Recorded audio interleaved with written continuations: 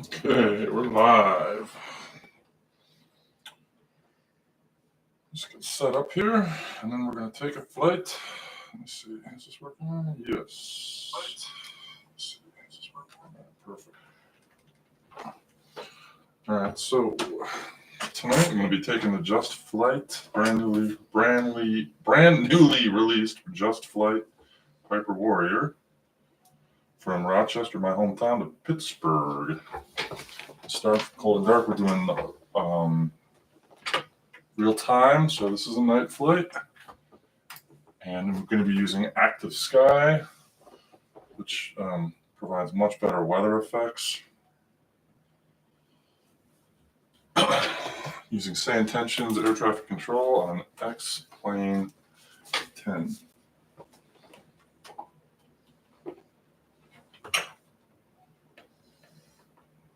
All right, yeah, looks good.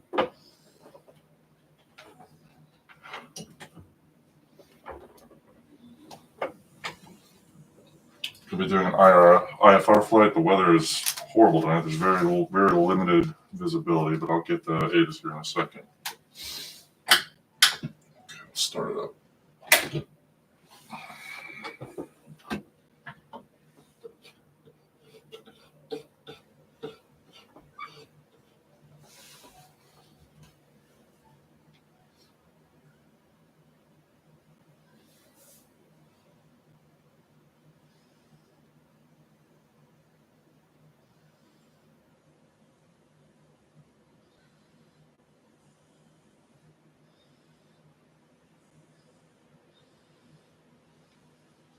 Okay.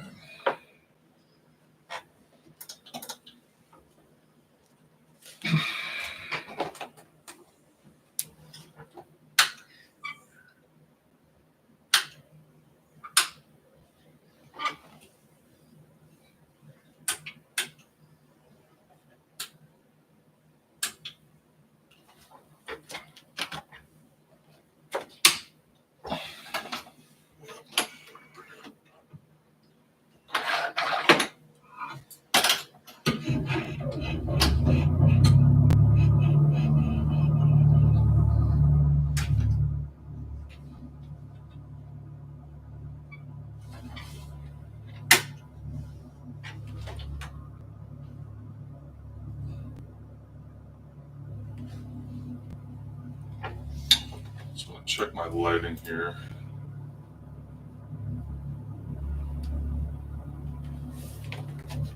Yeah, that's all right. Okay. All right, first thing I'm going to do is get my ATC. X00 feet. Arriving and departing runways 428, 25. Advise on initial contact you have information whiskey. Frederick Douglass Greater Rochester International Airport, information whiskey. 1005 Zulu. Wind 335 at 7. Visibility 3/4 of a mile. Ooh. Sky conditions, solid overcast at 300 feet. Temperature 5. Dew point 3. Altimeter 3011. Density altitude -600 feet. Arriving and departing runways 428, 25. Advise on initial contact you have information whiskey. Frederick Douglass Greater Rochester International Airport, information whiskey. 1005 Zulu. Wind 335 at 7. Visibility 3/4 of a mile. Sorry. Just getting situated here.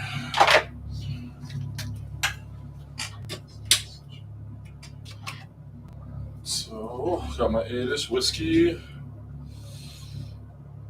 Let's get some frequencies tuned in. So, Rochester clearance. And then from there we'll go Rochester ground. Transponder on. Selecting altitude.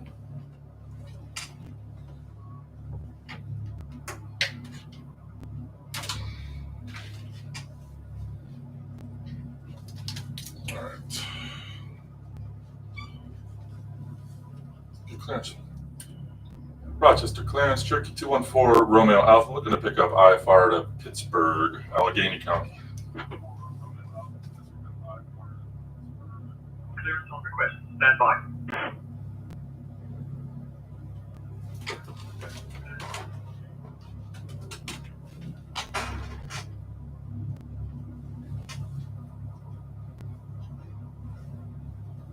November 214 Romeo Alpha, Rochester clearance. Good evening, Nathan. Cleared to Allegheny County. Radar vectors Geneseo. Then is filed. Climb and maintain 6,000. Departure on 123.7 squawk 2715. Expect runway 4. Cleared to Allegheny County via Geneseo, then is filed. Climb 6,000. Departures on 1237 squawk 2715, and I'll expect runway 4 for Romeo Alpha.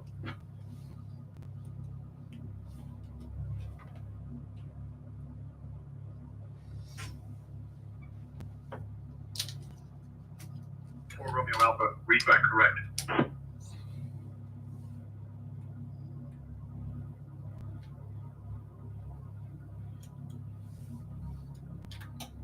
Contact ground, Sky 405 Bravo Kilo.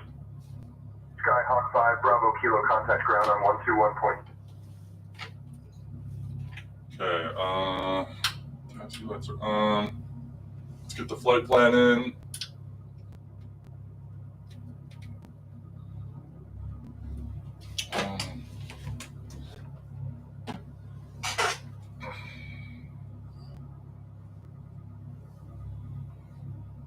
Okay, Geneseo, GEE, VOR from their burst, Bradford, CIP, I'm not sure what that is, Clarion, Race, and then KAGC, Allegheny County, Pittsburgh. Okay, flight plan's in. All right.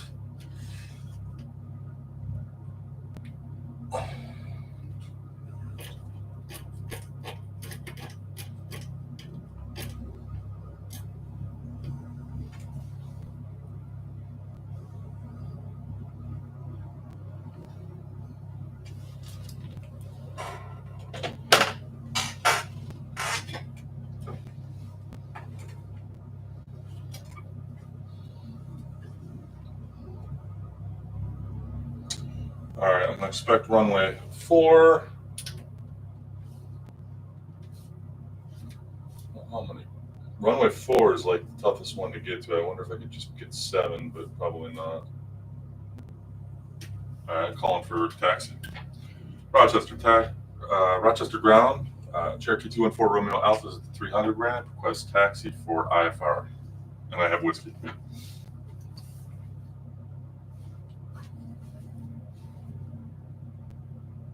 For Romeo Alpha, taxi to runway 4 via Golf Echo, cross runway 7, then November Alpha. Information India is current. Runway 4 via Golf Echo, cross runway 7, then November Alpha, and I will get India for Romeo Alpha.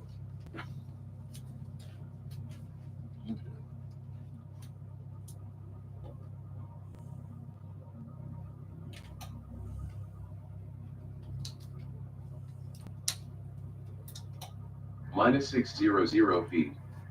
Arriving and departing runways 4, 28, 25. Advise on initial contact you have information India. Frederick Douglass Greater Rochester International Airport, information India. 1005 Zulu. Wind 335 at 7. Visibility 11/8 statute miles. Sky conditions, solid overcast at 300 feet. Temperature 5. Dew point 3. Altimeter 3011. Density altitude minus 600 feet. Arriving and departing runways 4, 28, 25. Advise on initial contact you have information India. Frederick Douglass Greater Rochester International Airport, Information India. 1005 Zulu. Wind 335 at 7. Visibility 11/8 statute.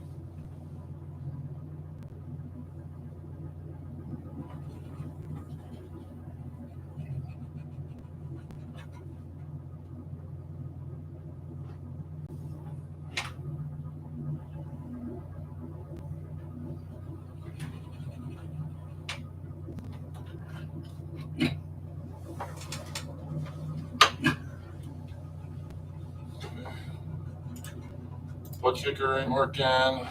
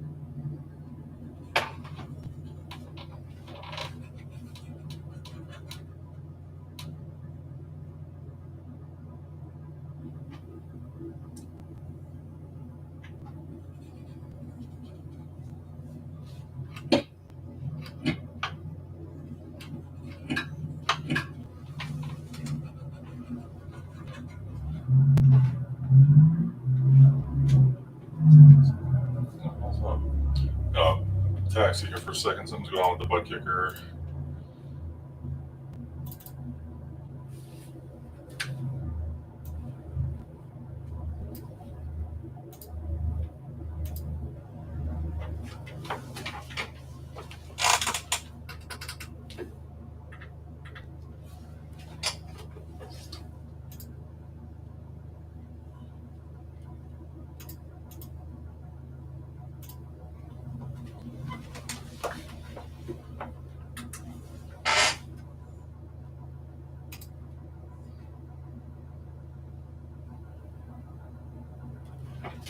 Ground Southwest 1421, request pushback to gate Bravo 5. Southwest 1421 has been cleared for pushback to gate Bravo 5. Ground Southwest 1421, IFR to Cleveland. I'll have your clearance in just a second.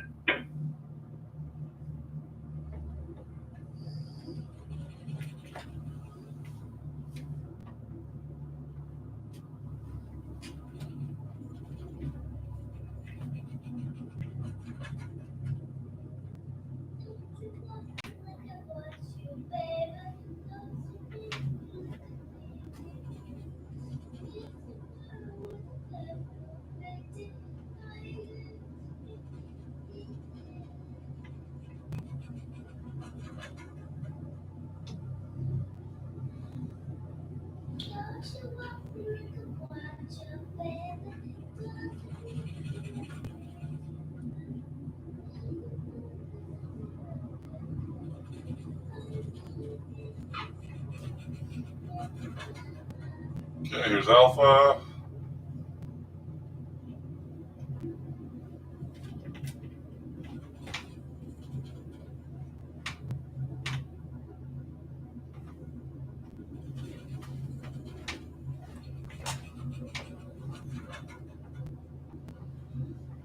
So I'm gonna ride this taxiway all the way down where we'll be ready to go.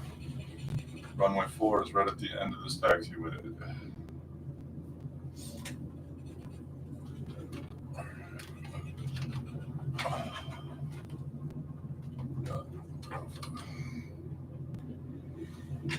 Okay. So we're going to go direct to Geneseo after departure. Again, this is an IFR flight. Very, very little visibility. Ceiling's 3,000. Visibility is 3/4 of a mile. Using active sky and real time. So taking a night flight to Pittsburgh, Pennsylvania from Rochester. Airtime should be about 1:45. I'm using the brand new Just Flight Piper Cherokee Warrior II. It was released, I think, like last week. Normally I fly with the Airfoil Labs Cessna 172, but thought I'd mix it up tonight and start flying around in a Cherokee.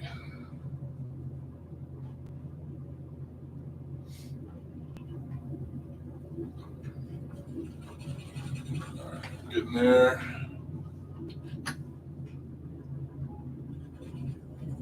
So I'll get tower ready. 1, 3.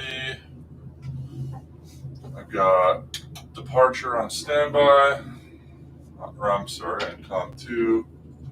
Transponder's got to go to altitude mode as we are in a Class Charlie airspace.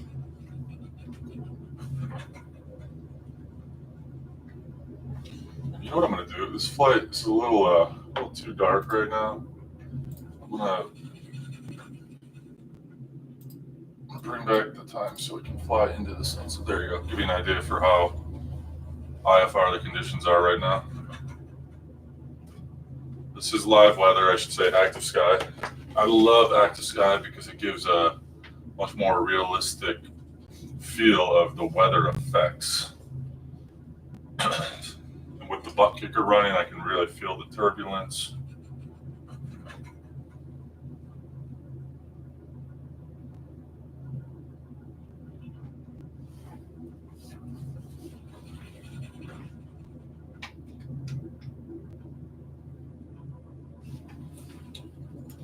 Yes.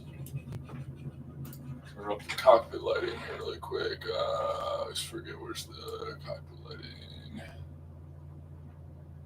Not this, is it?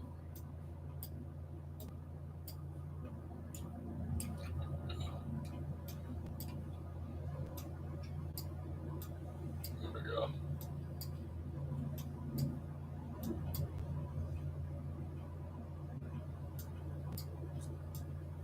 All right. We're good. That way, when it gets dark, I'll be able to see my compass, which I have to adjust my heading indicator real quick. 223.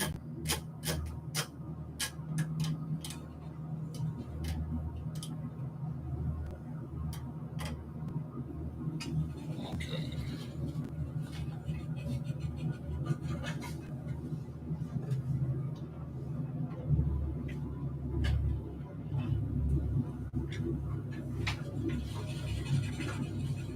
All right, we have arrived. Runway 4. ILS hold.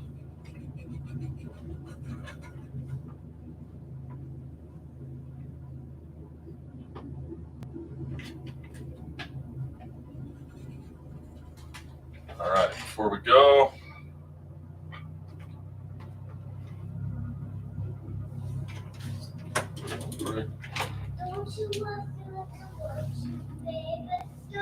hey, Juliana, mommy's sleeping, honey. Shh.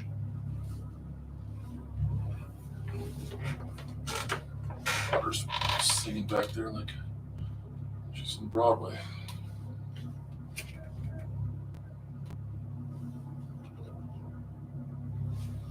Okay.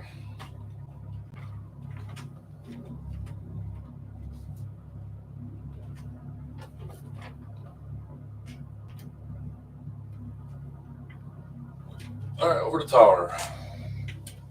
Rochester Tower, Cherokee 214 Romeo Alpha, holding short, runway 4, ready for departure.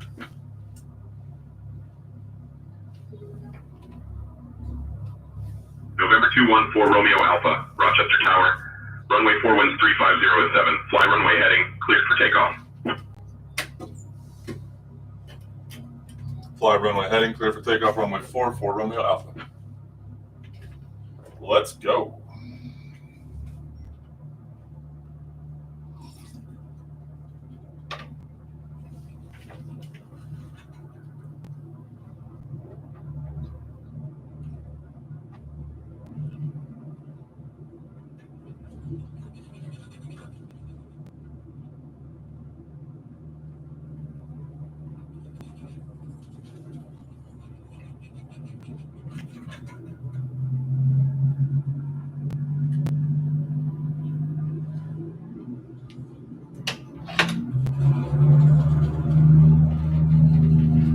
Whoa. Cross bridges there. And we're up. Alright, stay on runway heading. We're cleared to 3,000 feet. I'm sorry, 6,000 feet. Man, I'm getting pushed. Jeez. Get back over. Some serious IFR flying tonight.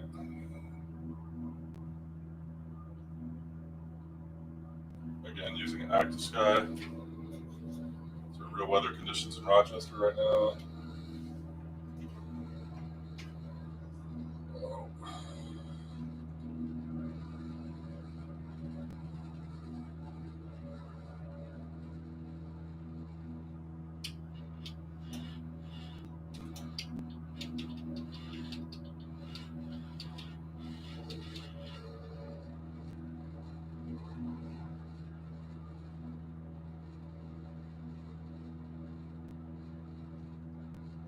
Climbing. 4 Romeo Alpha, contact departure. Over to departure for Romeo Alpha. Rochester departure, Cherokee 214, Romeo Alpha passing 1500 for 6,000. November 214 Romeo Alpha, Rochester departure, radar contact, turn right heading 200, vectors to Geneseo, then own navigation. Right, heading 200, vectors to Geneseo, own navigation, 4 Romeo Alpha. You go, Sully. Nice, man. That's a compliment, not quite. What's up? What's up, guys? What's up, Nigel? How you doing, man? We fly. Do I serve peanuts? No, man, just booze. Just booze. Time to maintain 6,000 for Romeo Alpha.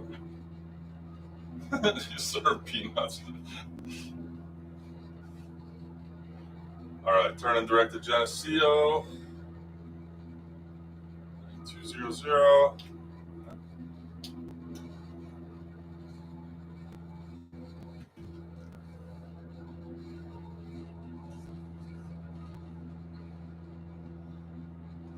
Where you guys watching from tonight?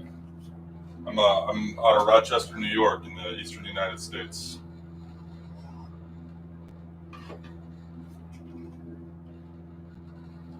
All right, vector to Geneseo.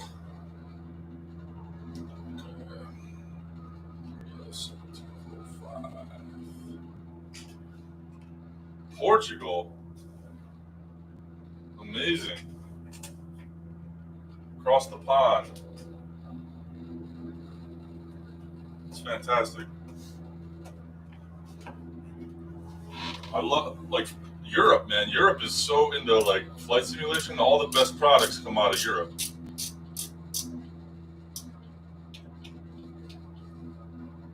Like, you're into trains? Do you ever use the train simulators?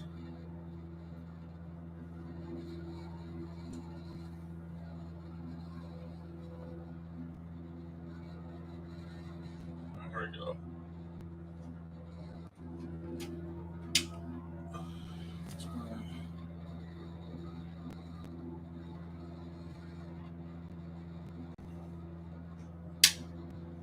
The train system here in the U.S. is horrible. Horrible. It's an embarrassment.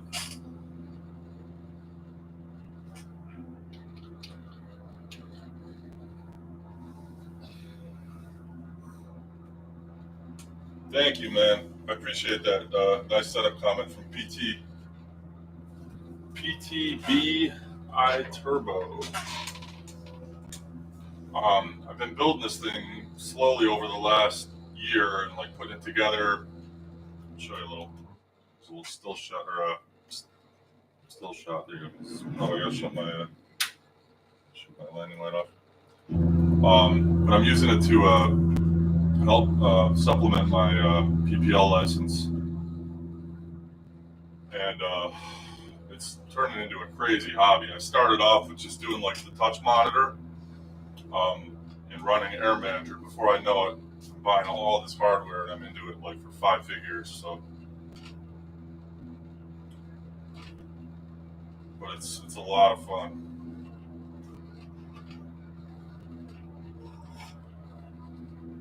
Hitting some turbulence. I don't know if you can hear that, but I've got a butt kicker hooked up to my seat, so I can feel the engine vibrations, turbulence shakings, G-forces, runway textures, so on and so forth. And right now my seat's starting to rumble pretty good.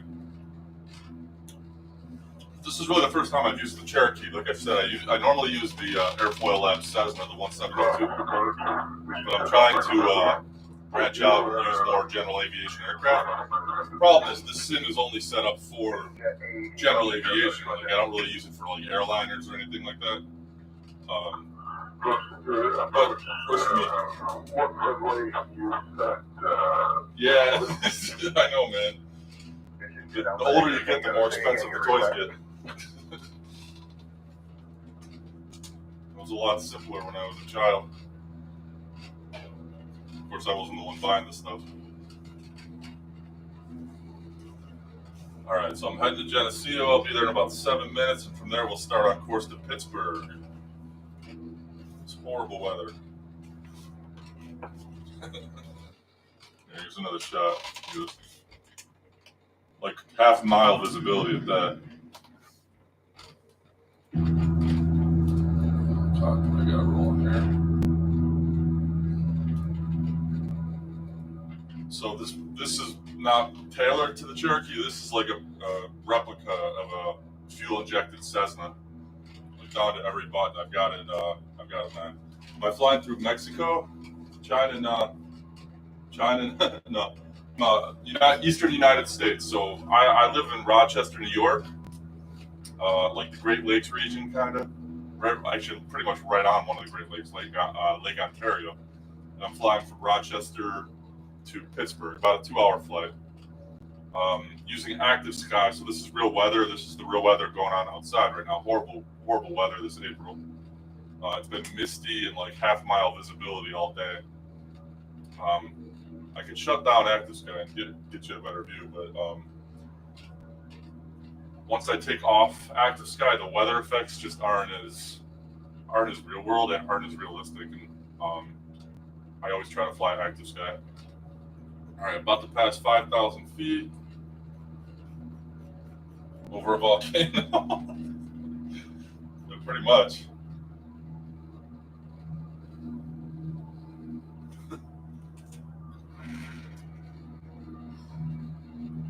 What time? It's Saturday morning over there, right? Or this is no. Wait, hold on. It's probably what, like 1, 2 a.m. You guys are up late, huh? Yeah. 9 o'clock here. My daughter's still up. She's on her iPad back in the living room, so she might make an appearance. But my wife and my son are in bed, and this is when I usually get on this and I should do a late night flight on a weekend, or I'll get up early sometimes in the morning and do like a 5 a.m. or a 6 a.m. flight if I'm up. Oh shit. What's this? Oh no. Yeah, I'm about to crash it. I think we got some icing going on. There we go. Endeavor 5289, climb and maintain flight level 240. I'm good now. My climb angle was a little high. Endeavor 5289. Wasn't watching my airspeed. Busy talking. Although these are definitely icing conditions, so you might see a crash tonight.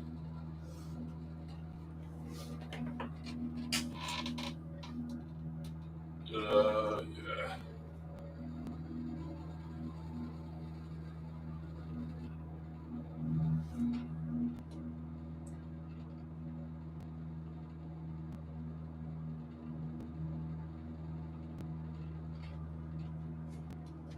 What happened there?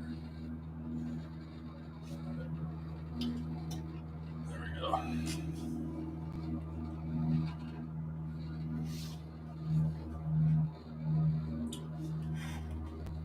So there's a map. That's where I am, if you can see it. But that part of the United States, now you probably can't see that on the stream, but northeast. So I'm flying from Rochester down to Pittsburgh. Like I said, probably about 2 hours. What is going on, man? I gotta be icing here. All right, you know what I'm gonna do? Hold on, pause. I'm gonna shut down Active Sky, switch up the weather here for a second because I'm flying into an ice storm. Let me see. Where's Active Sky? Shut it down. Switch my weather conditions up. We're gonna go for a better weather. Otherwise, I'm not gonna survive. Let's go like VFR broken. There we go. Just take a second to load that up. I'm gonna get rid of that cloud layer too.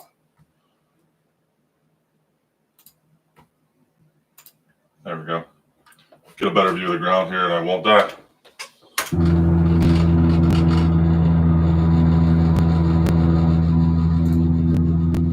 It's like 30 degrees Fahrenheit here, or 40 degrees Fahrenheit, just above freezing. But when I'm flying up into the clouds like that, over a mile in the air, definitely accumulating some ice. So I'll just go boring VFR.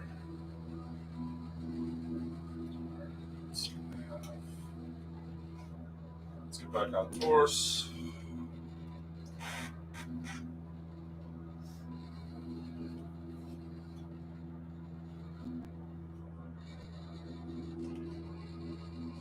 What lie did I tell my wife?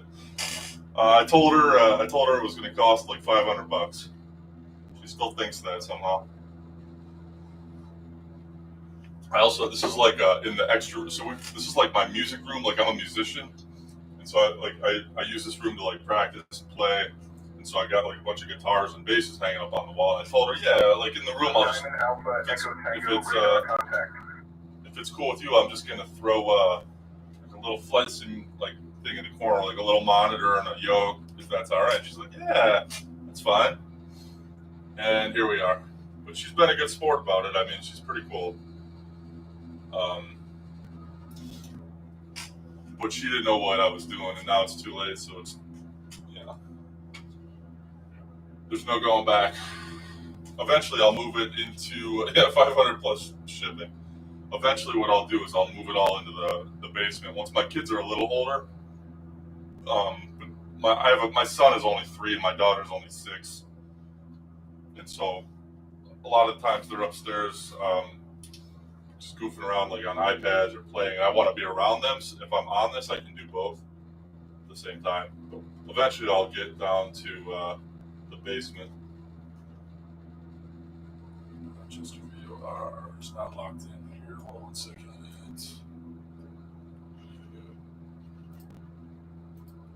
There we go. I did switch my VOR. My DME equipment is off.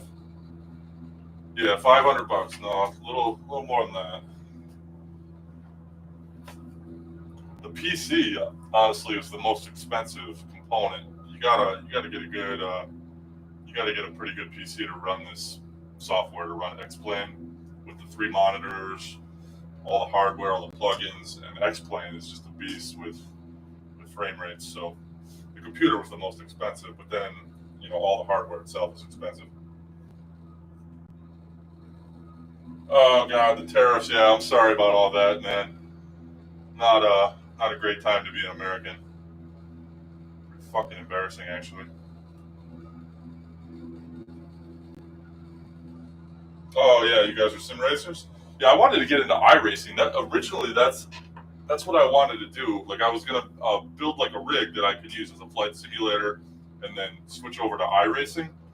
But I just got so like immersed into the flight sim, it would be kind of hard to, because I've got like my yoke like mounted to the desk, and the throttle, the flaps, the trim wheel here are all mounted. I've got I guess changed my fuel selector valve down there. I set it to only the left tank.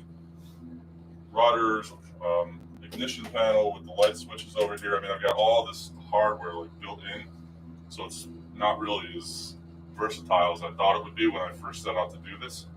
But it's very functional and useful for what I want.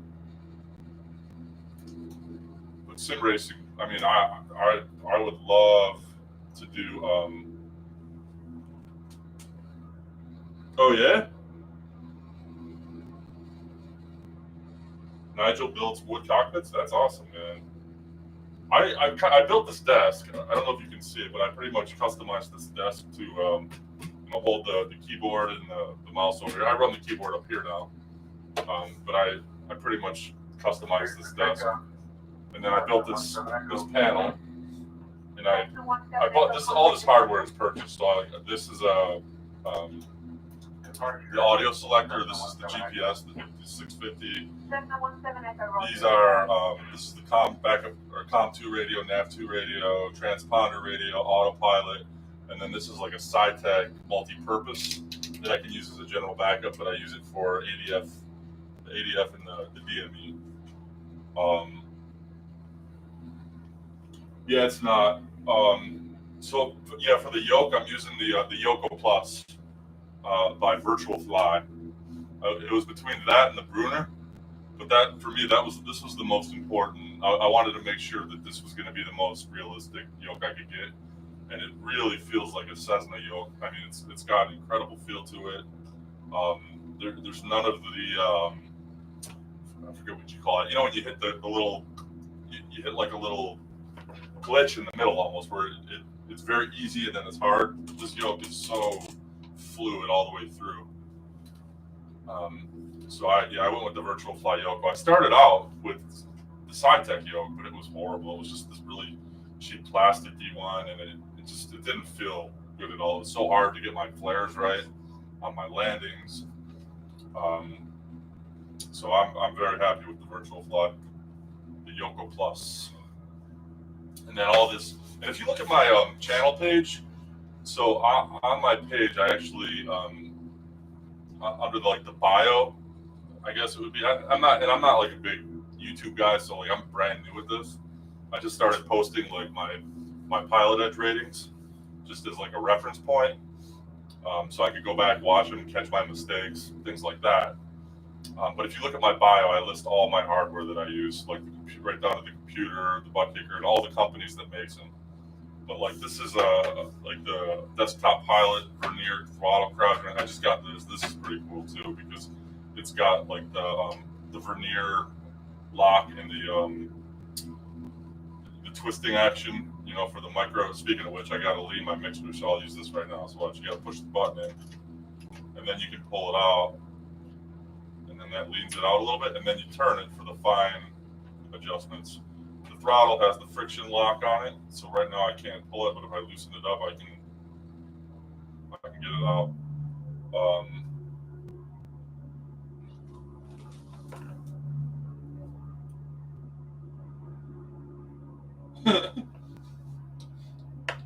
Oh, I got it. I got it. You guys are buddies? Oh, Nick, what's up, man? Sorry I missed you there, dude. Yeah, I remember you, man. You were with me for that last flight when we went to the oh shit, watch my altitude here. Hold on. Sorry guys, I'm chatting. I'm gonna crash this plane. Went way over my assigned altitude. I gotta bring it back. Giant 3311, yeah, I parked. Where did I park? What was that? I remember it was like a Boeing maintenance hangar or something where they build 777s maybe, or the 787s. Giant 3311, contact Rochester ground on 1. Yeah, right. Fly first. Aviate. Giant 3311. Was it aviate? Navigate. Communicate.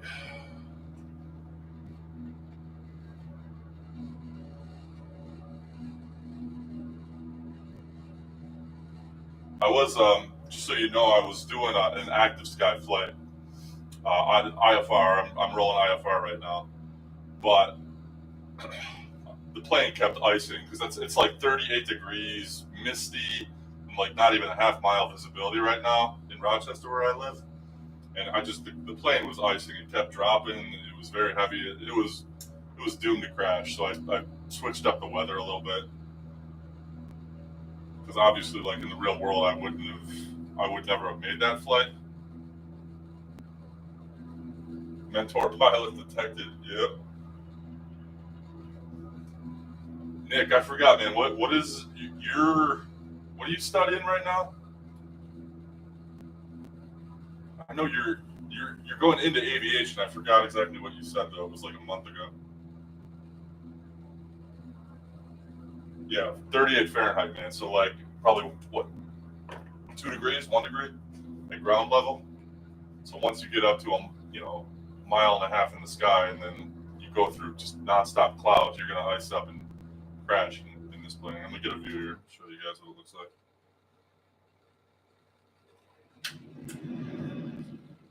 Little Piper Cherokee Warrior II, just released by Just Flight. I'm loving it. I usually just fly, I think I've said this, but I usually only fly the Airfoil Labs Cessna. So realistic with all the failures. I mean, every component on the plane can fail. And it really teaches you, I mean, so much. Like I never knew what a shimmy damper was until it just went out on my Cessna a couple days ago. So that's why I like the Airfoil Labs, and I customized this cockpit basically to match the Airfoil Labs fuel injected Cessna to a T. Like every button's mapped. But I want to fly other stuff too, so I want to give these Cherokees a whirl.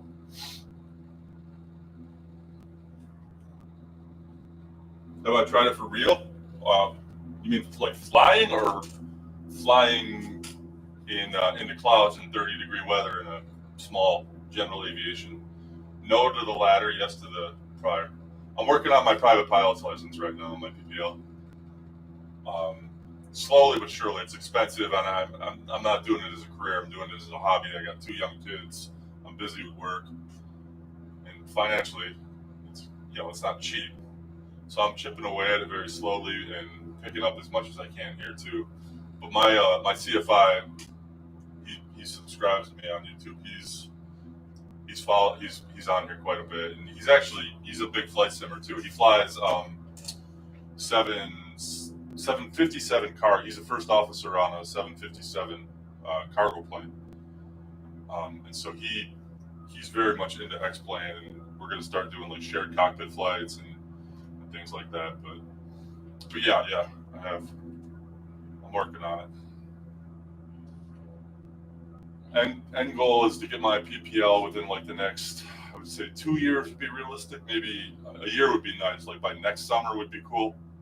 But just with how often I can actually get out, it's going to take a little longer. But and then once I do that, I want to join a flying club in my area.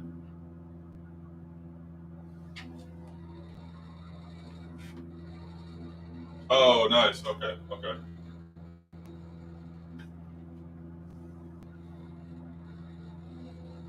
And Nick, if I'm not mistaken, you're in Seattle, right? Or Washington, like Pacific Northwest somewhere?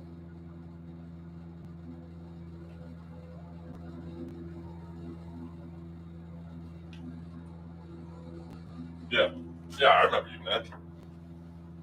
You were with me for a long haul on my last. I tried to do like an entire East Coast trip. I remember from Rochester down to Miami. But I'm gonna start this one in the Cherokee. Fly this to Pittsburgh and then just keep going. I'll do like a stream maybe once a week, like every Friday night, or I might even I'm on vacation now for a week. I got all next week off, so I'm gonna be probably streaming quite a bit this week. Staying up late. Normally I got to get up for work at 6 a.m. every day. But now that I'm off for a week, I'm a teacher, so I'm up early.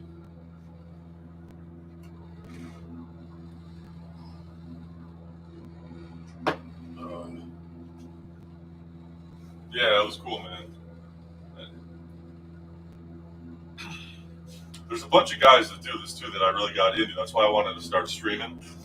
So I don't know if you guys are into like any other like flight sim streamers, but you got to check out like Cardboard Sim. I love that guy, man. He lives down in North Carolina. He built a sim, but he flies a Bonanza. But he built like his whole sim out of basically cardboard, and then as the frame and the panel.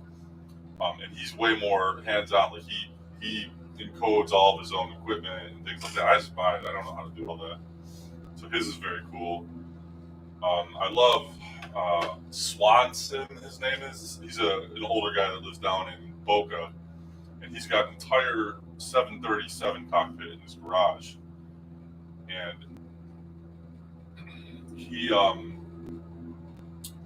he's cool. He does like a lot of commercial flights for fun like this. So watching those guys, and then there's some bigger guys too, like Symphonic, hilarious.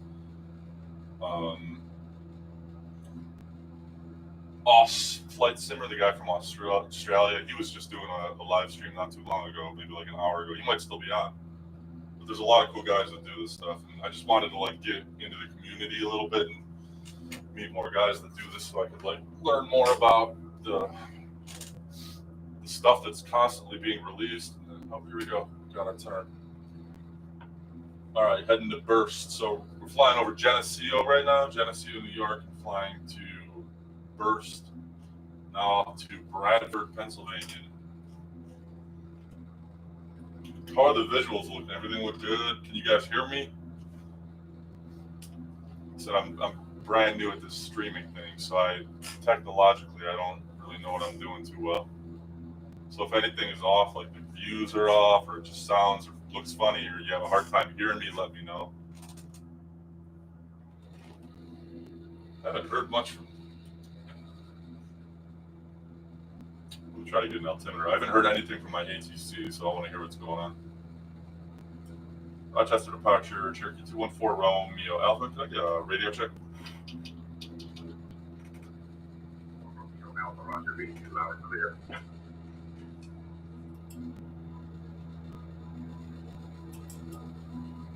So I'm going to put on XATC. So the chatter that you're going to hear in the background now is a plugin called XATC. They take all these audio clips and basically just plug them in for you, play them for a better immersion factor. So I'll run that.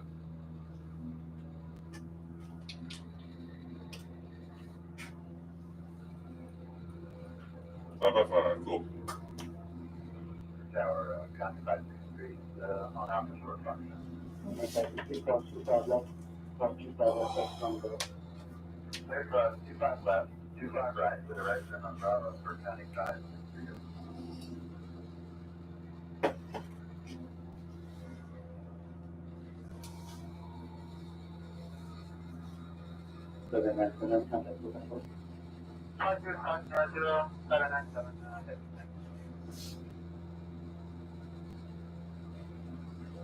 I like the VFR flying. It's not as good as in Microsoft Flight Simulator. I don't use Microsoft Flight Simulator at all, though. I mean, I've tried it many times, and I want to get into it because I know it's what 90% of people use. And graphic-wise, it's just out of this world, but it's not for me. I couldn't configure my flight sim to it as well. It doesn't have like the add-ons aren't as good in my opinion. I mean, Just Flight. They released this exact plane on Microsoft Flight Simulator, and it's very cool, but I like the aircraft much better on X-Plane. X-Plane is just my jam. Okay, yeah, the 12.2 beta, I was using it, and I was having some serious issues with crashing, so every time I would fly, the frame rate was so wonky, and I thought the 12.2 beta was actually going to fix that. I thought it was going to help frame rate, but they just released an update yesterday, and when I updated that, I was losing 5 to 10 frames per second. It was so choppy, and it just crashed a few times. So if I'm going to stream, I figured I'll just go back to the 12.1.4. So I'm using X-Plane 12.1.4 right now.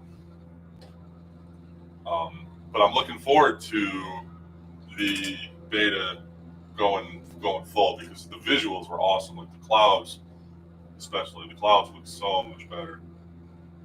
And I know they're starting to focus on visuals, which I don't care so much. I mean, it's cool, but like I know that they're just trying to keep up with Microsoft Flight Simulator. But I love Laminar, man. For a company that small, those guys are brilliant, man. Such a good product. Hey, man, take it easy. Thank you for dropping in. I appreciate it. Next time, I hope to see you again, okay? Have a good night. What about physics? Physics-wise, I didn't notice. You mean physics like with the beta, or physics with X-Plane versus Microsoft Flight Simulator? Because that I don't even think is close. When I use Microsoft Flight Simulator, it just does not feel realistic at all. It feels so, I don't know. It doesn't feel organic. I don't know what it is, but X-Plane, I mean, I think it's on a different level. I think what the graphics are to Microsoft Flight Simulator, the physics are to X-Plane, and the flight models, the dynamics, which is why I prefer X-Plane. It just feels much more realistic, in my opinion. I know a lot of people will disagree with that, but I haven't met too many real-world pilots that do.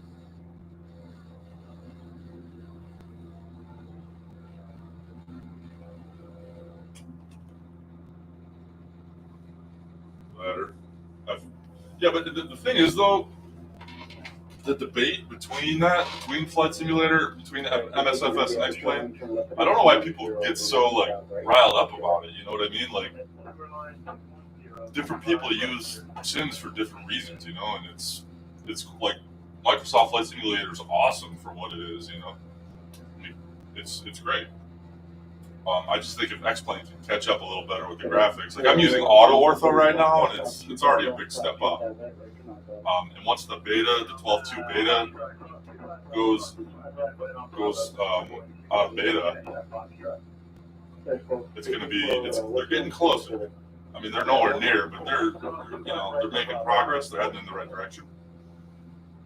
But for me, I don't even care about that as much. I'm not really. I don't go on a flight simulator to sightsee, you know. It's just not what I do it for, but I know a lot of people do, and that's cool. And a lot of people also believe that Microsoft Flight Simulator is the better sim, obviously, and that's cool too. Like, who cares?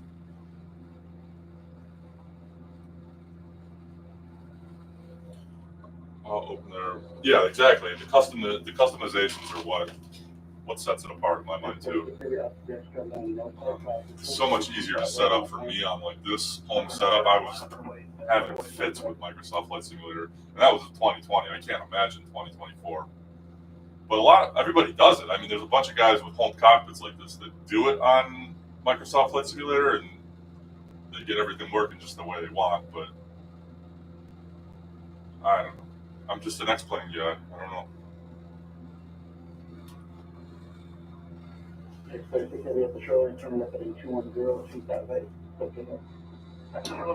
Blue Ridge Parkway. No, I don't. Where's Blue Ridge Parkway? I don't know what that is.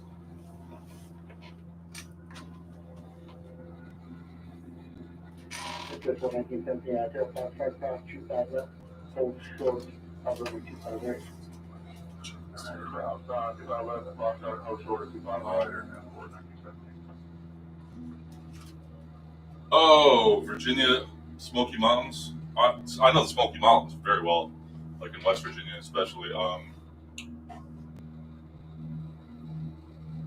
But you know what? I'm landing in Pittsburgh. That'll be my next leg. I'll look that up, and for the next leg of this journey to wherever the hell I'm going, I'll do that. I'll find out what that flight path would be. I'll make that a priority to do. That sounds cool. Because Pittsburgh, it's right near West Virginia. It's like the southwestern corner of Pennsylvania, and then the Smoky Mountains are pretty much right there. Like you go south into West Virginia, which I think Pittsburgh and West Virginia, it's maybe it's less than an hour drive. I mean, it's probably not even a half hour.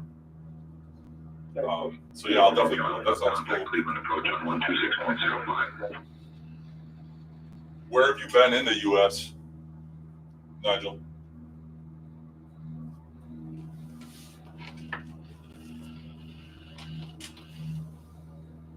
Oh, I missed that transmission. Stuff. Say again, last 4 Romeo Alpha. 4 Romeo Alpha, contact Cleveland approach on 126.05. Cleveland approach on 126.05. 4 Romeo Alpha. Cleveland approach, Cherokee 214 Romeo Alpha with you at 6,000.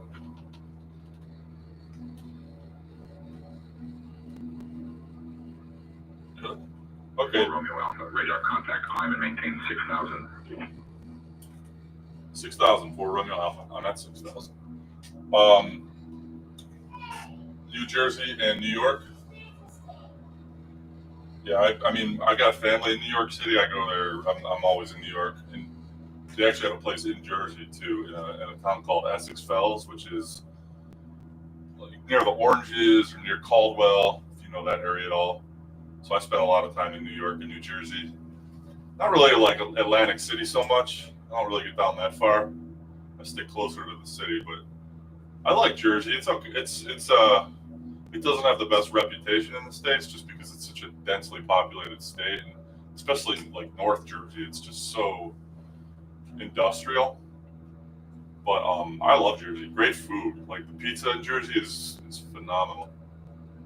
And the coast is nice there too, the shore. Like I like it. You got to get to the West Coast, though, man. My wife is from a city called Santa Barbara in Southern California, and it's like right on the coast. Man, talk about a beautiful city. California is where it's at. It's got the weather. You know, the coast of Southern California. It's like between 65 and 75 every day. And forgive me for not knowing the Celsius equivalent. But sunny, no humidity. You get the ocean breeze and you get mountain views. Like you can't beat California. But I'm an East Coast guy. I grew up on the East Coast. I prefer the East Coast. But in terms of sightseeing, if you want to see some cool parts of the U.S., you got to check out Southern California.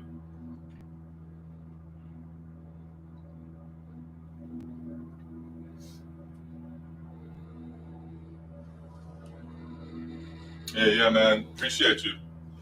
Take it easy, Pit. So what is it? PTBI Turbo. I'll remember you, man. I appreciate it. Thank you. Have a good night. Hopefully I'll see you again.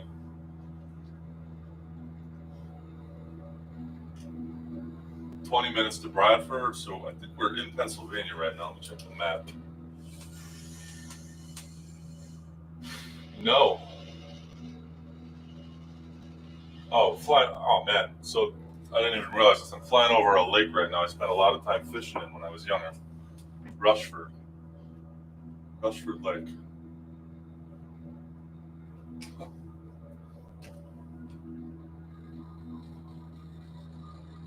How is the Just Flight Warrior? I got it for 2020 when it was first released and thought they did a great job. Yeah. Ground behavior, exactly. The taxiing is really funky. Like every time I land, I almost feel like I'm on a fishtail. Also, the fact that I'm not using like the best rudders. I'm using the Logitech rudders. So I wonder how that would work if I got the virtual flies. Because eventually that's what I want to do. I want to get the ruddos. But I compare everything to the Airfoil Labs Cessna, and I still think that's by far the best general aviation add-on in any flight simulator. But this is actually really good. I was using the V-Flight Air Piper for a little bit, the Cherokee, and this is like way, way better than that.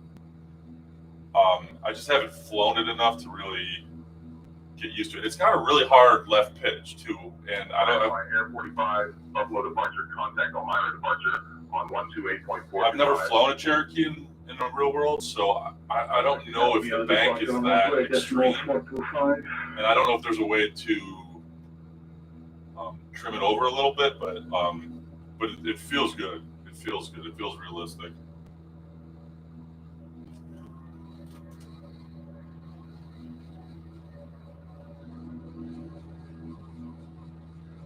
Oh, cool, man. You got family. Your mom's in Jersey. What's it? You know where she lives in New Jersey? You know the city or the town? The name of it? Because I know Jersey very well.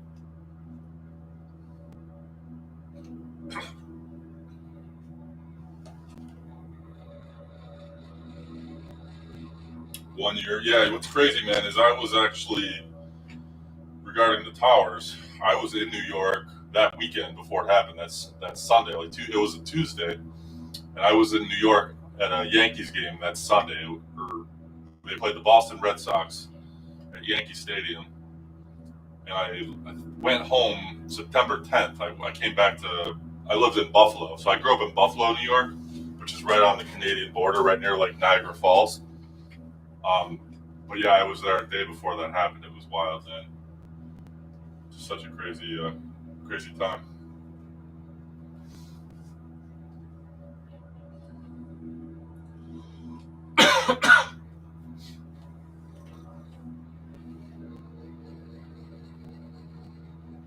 Sounds, visuals, functionality, top notch. Yeah, yeah, I agree, man. I've never actually purchased a Just Flight aircraft yet. So like I said, I was using Airfoil Labs primarily, but the add-ons that I had purchased were the V-Flight Air Cessna 150L, the V-Flight Air 140 Cherokee. Those I was using. I was using the Piper Super Cub with the Reality Expansion Pack add-on. The default Laminar Cessna with the X Aerodynamics add-on, the Reality Expansion Pack add-on, and the Boris Audio Works. That was a lot of fun, but it still wasn't as realistic as the Airfoil Labs. And now this one, and I would say this is probably second in terms of realism and my favorite so far. I would go Airfoil Labs first. This is second. And then the Reality Expansion Packs, and then the V-Flight Air probably. I don't know. I like the V-Flight Air too. They have a really good feel in the air. They're so slow. I hate flying the 150 and the 140. So slow. She doesn't live in Jersey anymore. Okay, but when she lived there until she was Newark, yeah. Oh yeah, okay. Portuguese immigrants.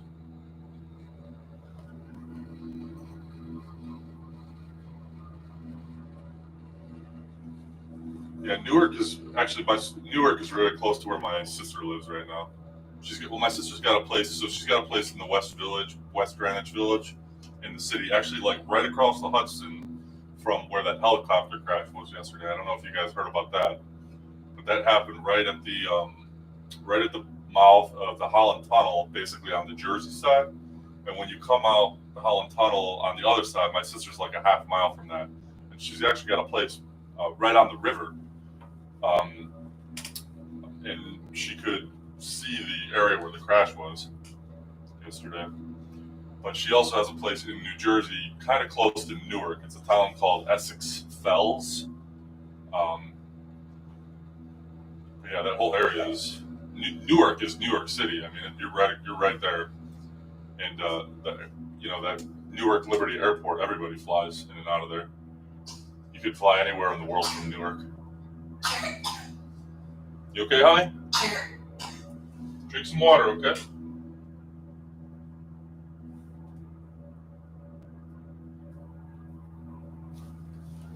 Oh man, this coffee's gonna keep me up tonight. At 10 o'clock, I'm pounding coffee. All right, I'm gonna tune in another VOR here. So I'm going to. Let me see what my next one is. Bradford.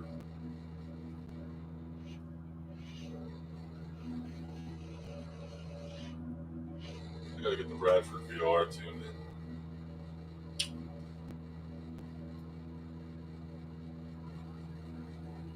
I guess there isn't a Bradford VOR. Okay. Thing just blew apart mid-flight. Yeah, I know, man. I wonder if they hit something, like one of the tail rotors got knocked off or something. Part of me thinks they might have hit like a drone or something. Because it looked, I saw that video when it was coming down, and you could see the pieces flying. I mean, the pieces flying off could have been, just the airframe breaking up from the stress or whatever happened. But I wouldn't be surprised if they hit a drone or something. We'll find out. Yeah, that's horrible. There were three kids on that flight, man. And they're from Spain, right? Right next to Portugal. So sad.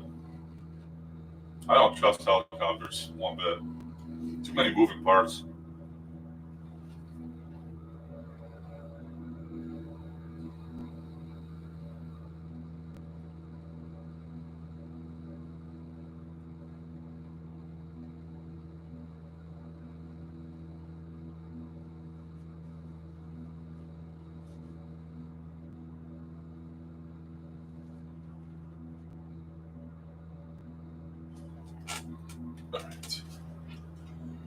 All right, so 21 miles from Bradford, Pennsylvania. Should be there in about 12 minutes. On to our next waypoint. When something goes wrong at low altitude. Oh, wait, here, I missed a bunch. Sorry, hold on. One takes the transmission seized up. Makes sense, yeah. Yeah, but actually, because you couldn't see it, there was no tail rotor on it, right? I saw that one video. It looked like somebody took a video from Jersey, like the Jersey side, and it looked like the whole tail was off, I think. I didn't get a great look at it. It happened fast, but yeah, it's always complicated. There's not much time to do anything. But in that case, yeah, I mean, I think in a helicopter, once it goes, like, there's no regaining control. That's the thing that scares me about helicopters. You have an engine problem on a general aviation on the Cessna at 5,000 feet, you got time to troubleshoot or look for a spot to put it down. I mean, you're probably going to be, for the most part, not always, obviously, but like you're going to have a chance. Helicopter, it just feels like you got no chance.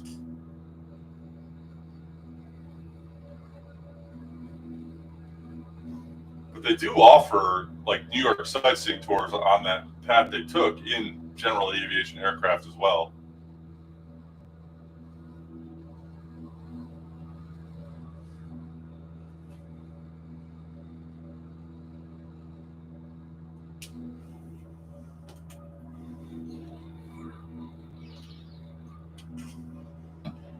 I'm going to take a look at my flight plan, see what I got for. So I will be to Bradford in about 11 minutes, 10 minutes. Clarion will be a half hour after that.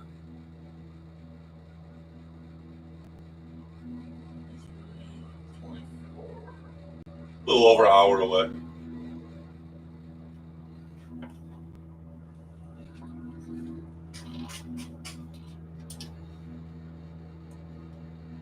If there's any procedures, I kind of want to do I'm going to definitely fly an approach here.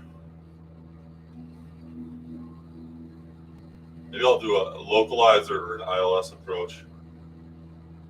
Because I'm still under IFR, even though I switched off of active sky, so I'll probably still do that. 26142, turn right hand 160, maintain 2,100. Right, and then 160, up to 2100, was 2122.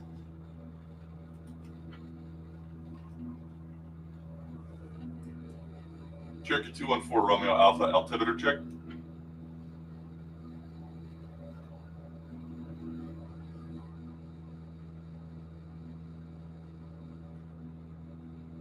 Over there.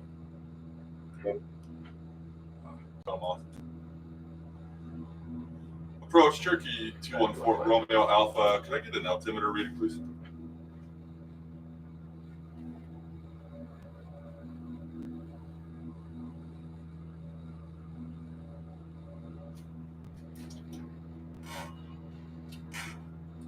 Approach Cherokee 214 Romeo Alpha, radio check. Say intentions is wonky. November 214 Romeo Alpha, Cleveland departure 5x5. Can I get an altimeter reading, please, for Romeo Alpha? 4 Romeo Alpha, Boolean altimeter 29.902. 992 for Romeo Alpha. Good. 5142, contact tower 1815. I think there's a special VFR quarter over the Hudson. Yeah, it is. It's So when you're running south, I forget the altitude, but you have to stay under. I want to say it's somewhere around 600 feet. And I think it's around 700 feet. Don't quote me on that because I haven't studied the charts. I've done it in the sim once. But yeah, the what do they call those? The flyways in those Class Bravo airspaces. I know Los Angeles has a lot too. I think, yeah, it's a flyway. It's a VFR flyway. It's basically the same thing, but you have to maintain like your own visual separation, and LaGuardia or Kennedy or Newark might not be able to give you flight following or give you traffic alerts. So you gotta be really like on your toes. But if you're going south, so if you're going from like the bridge, the George Washington Bridge, south past like Lower Manhattan to the Statue of Liberty, you have to stay on the Jersey side. And I believe that's what the helicopter was doing. I think they were on the Jersey side, not going south. And then it's the same deal on the other side. If you're going north, then you stick to the Manhattan side. And yeah, that is correct. If you have enough altitude and the blades are still spinning, I think there's a way to at least reduce the fall speed a little.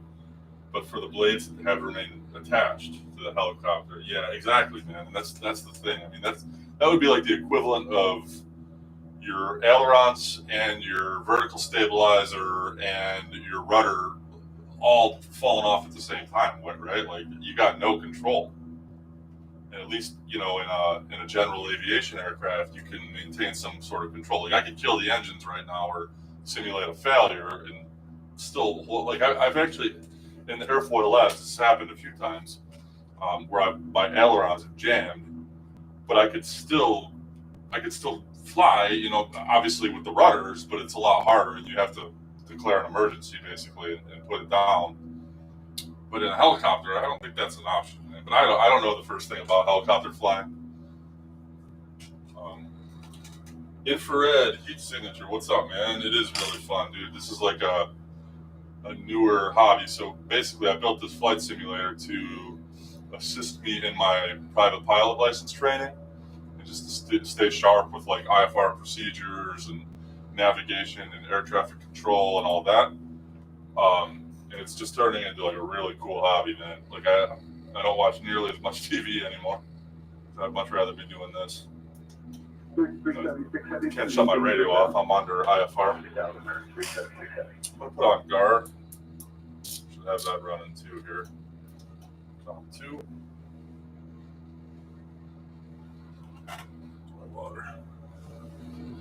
627, with your speed to 180, and then maintain 4,000. Slide on 180, then 4,000. I don't know if you can see it on the stream camera right now, but you can see the bank.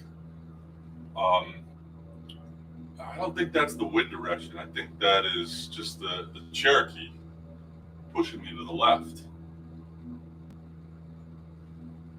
So to maintain straight flight, you really gotta give it a little bit of a right angle. The LA Special Flight Rules transition is wild. Flying right through the Bravo over LAX without talking to anybody just feels so wrong. I know, but I've been doing it, man. I learned it on Pilot Edge. I mean, I don't fly around, obviously California at all. I live in the northeastern United States, but when I do all the Pilot Edge ratings, they're basically, that's what they're teaching you, how to navigate Los Angeles airspace. So like I've done the flyways, the tech routes. I mean, it's so complicated, but if you can, but if you can navigate and figure out that stuff, I mean, like where I live, piece of cake. Yeah, it is wild, and there's so many like airports jammed in there. I mean, aside from LAX, you got You got Bob Hope Burbank, which is like Charlie right there. You've got John Wayne in Santa Ana. You got Van Nuys. That's a Delta, I believe.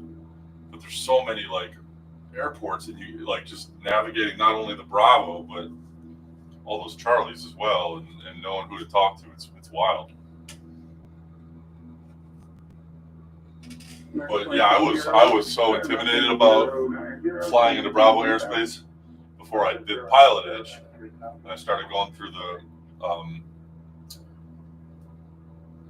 the CAT ratings. Sorry.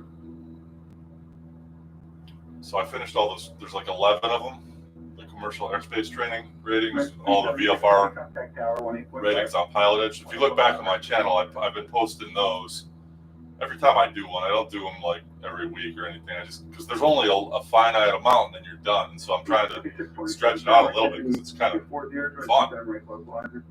And the Pilot Edge controllers are legit, man. They're the real deal. They've helped me out a lot. I've made some real bad fuck ups, and they've corrected me, and I figured it out. And again, where I live, I mean, I live in a Class Charlie. My house is in a Charlie airspace, so all the flying around here, the best I ever do is like, you know, VFR. Not even flight follow, just requesting VFR south at an altitude, and that's a piece of cake. Or making the Unicom calls on non-towered airports. That stuff's all so easy.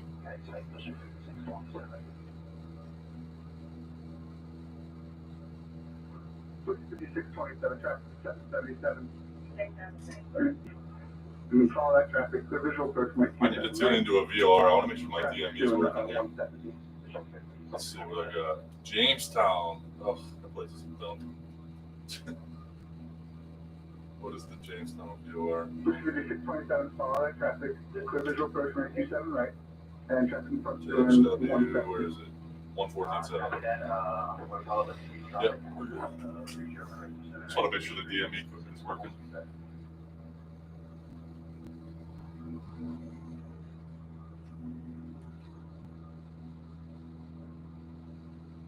Oh, cool, man. All right, Nick, I appreciate you dropping by, man. Thank you. Have a good night, and I will definitely catch you again, man. Good talking with you. American 2608, turn right, heading 210. Right, 210. Oh, man.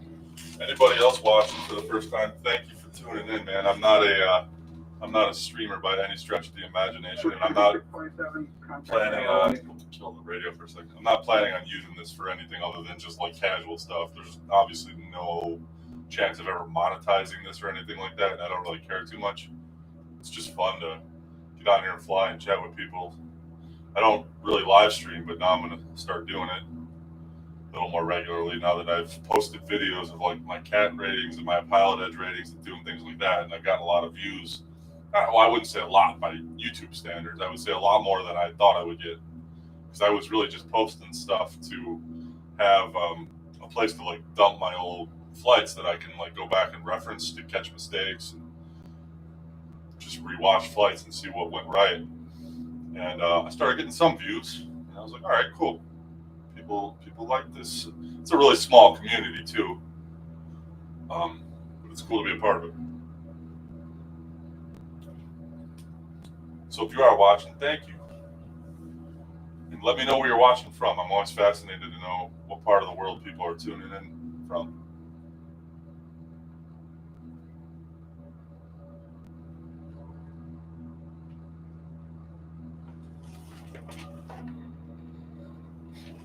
My daughter's back there in my living room. She's 6 years old. She did not want to go to bed before I started this, so I am letting her stay up late tonight. She's not complaining.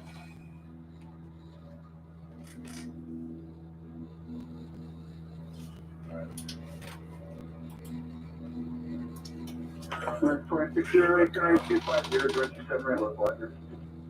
250, 27 right, local letter.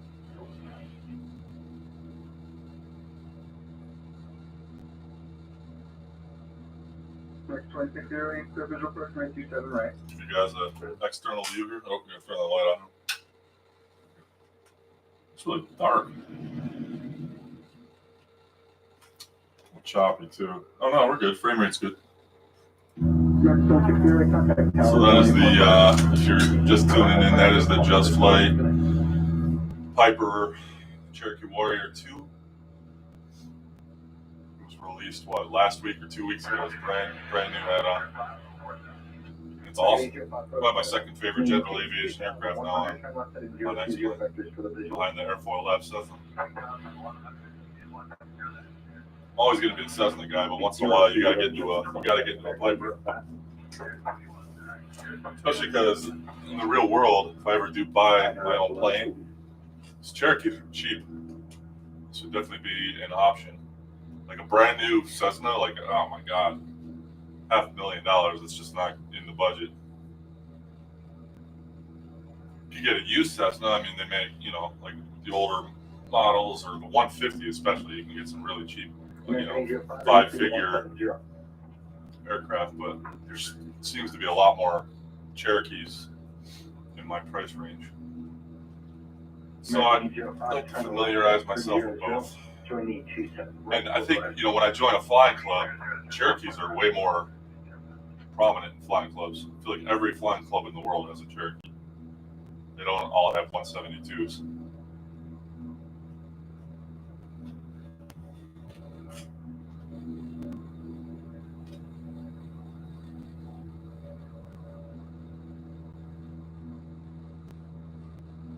Negative 05, perfect, you cleared visual approach from like ATC line, engine 170 knots. 25 mile and RJ, one strict spots right around.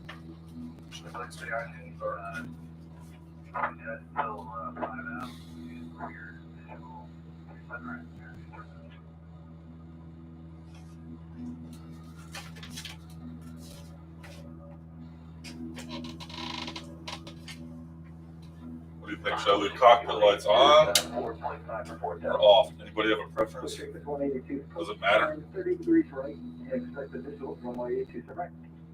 30 to the right, and we'll expect the visual 27 right, pushing 50-18.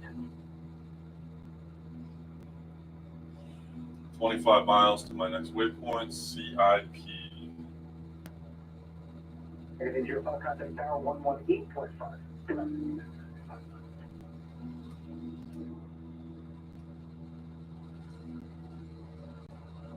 wondering if I shouldn't go back to Active Sky now and see if I can keep the plane in the air. I don't know what the weather's doing over Pittsburgh, but when I started the flight, I was using Active Sky, and the weather is horrible where I am right now. And the plane started icing up, so I had to switch over to... Romeo Alpha, contact Cleveland approach on 124.2. Cleveland approach 1242 for Romeo Alpha. Have a good night. Cleveland approach, Cherokee 214, Romeo Alpha, 6000. November 214 Romeo Alpha, Cleveland departure. Good evening. Bradford altimeter 29.902. 2992 for Romeo Alpha.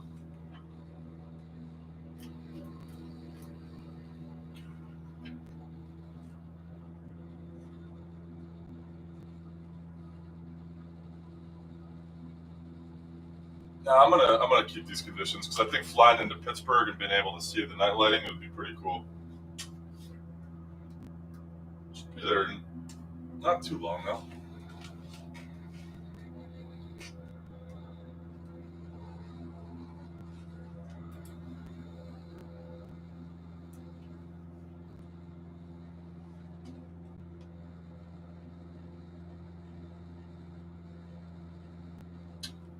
This one on, those on.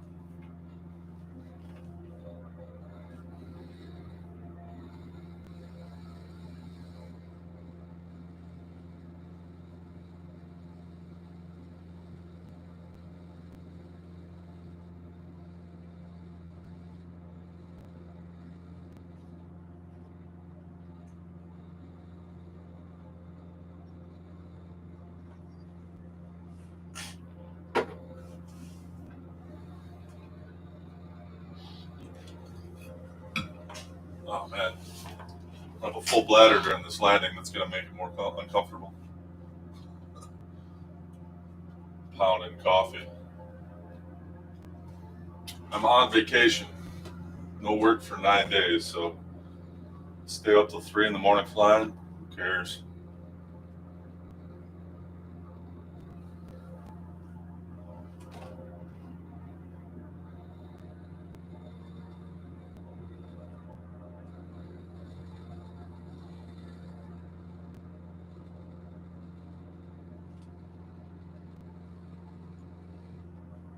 All right.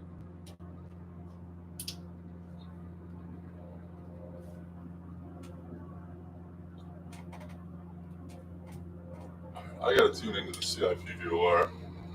There's not one there. I swear there was. There's like no VORs out here.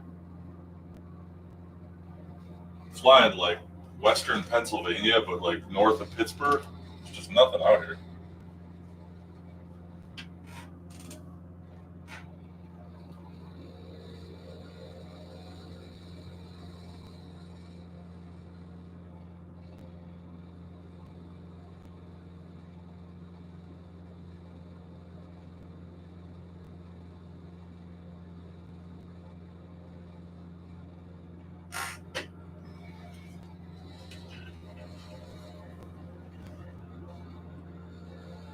So, let me see here. I'm gonna take a look at my flight arrival time here. So, 20 minutes to Clarion. I swear Clarion's got a VOR, no?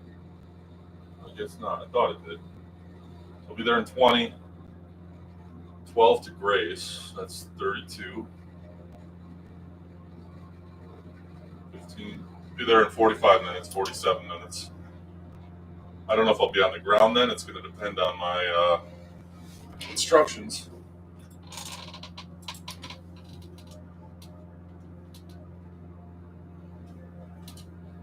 Get a radio check, 214 Romeo Alpha. 4 Romeo Alpha. Sounds great from here.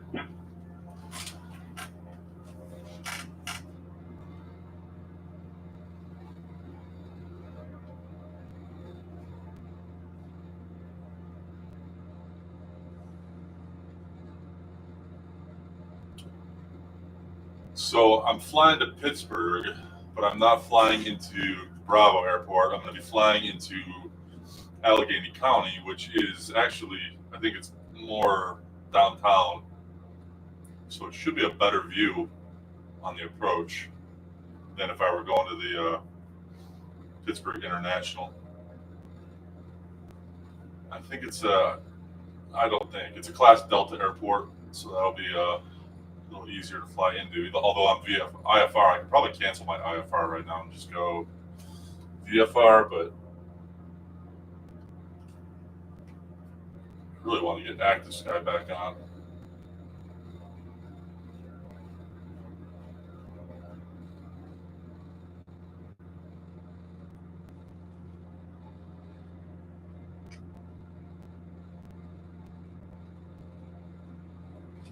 Hope everybody's having a good night. Good weekend so far.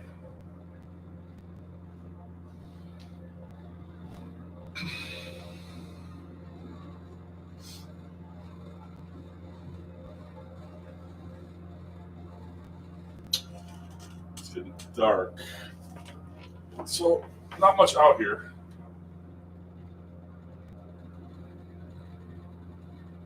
Not a whole lot in this part of this state.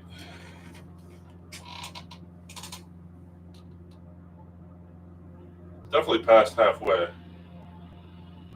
I don't know why. I thought there were more VOR stations along the way.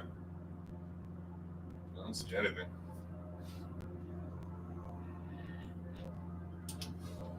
All right, so I got 17 minutes to Grace.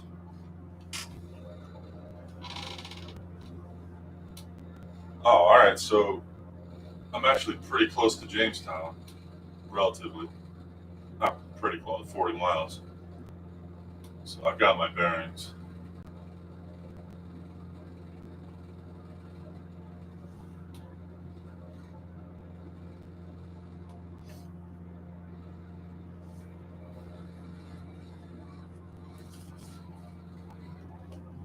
I hope it's not too dark in this cockpit either for streaming purposes. So I can always go like this. I'm looking and it just looks really dark on my phone.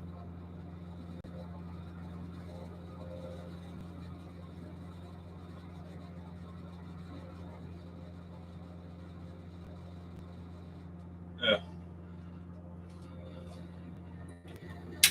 But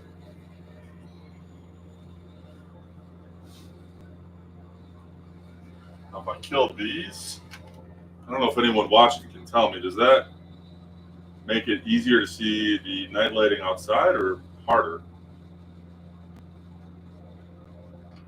I guess it doesn't really have any effect. Ooh, I'm starting to feel a little turbulence here. Here we go. The butt kicker's rumbling. My seat's starting to shake. I can feel the turbulence.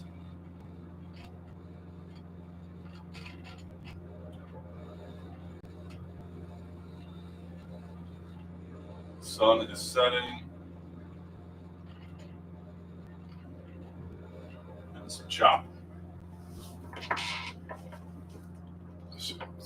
Frame rates are doing fantastic. All's good.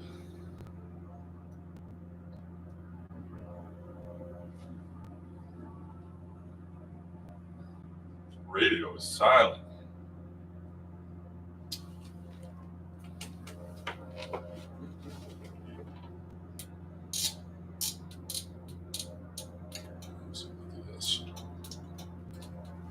A radio check for Romeo Alpha. 4 Romeo Alpha, you're coming in loud and clear. And the other side of joint. Push Victor 182, much appreciated. Clear visual approach, runway 27 right. And just no slower than 170 knots until we find Alpha. Alright, clear for the visual 27 right. No slower than 170, pushing 5182.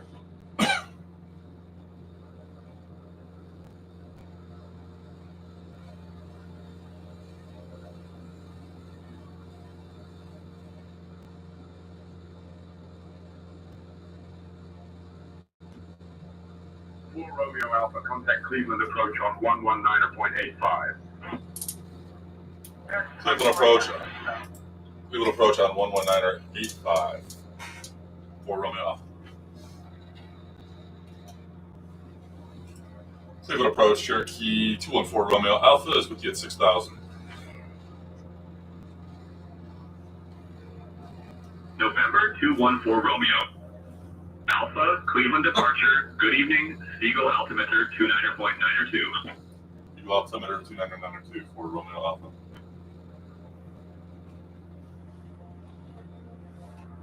Say intentions is funny.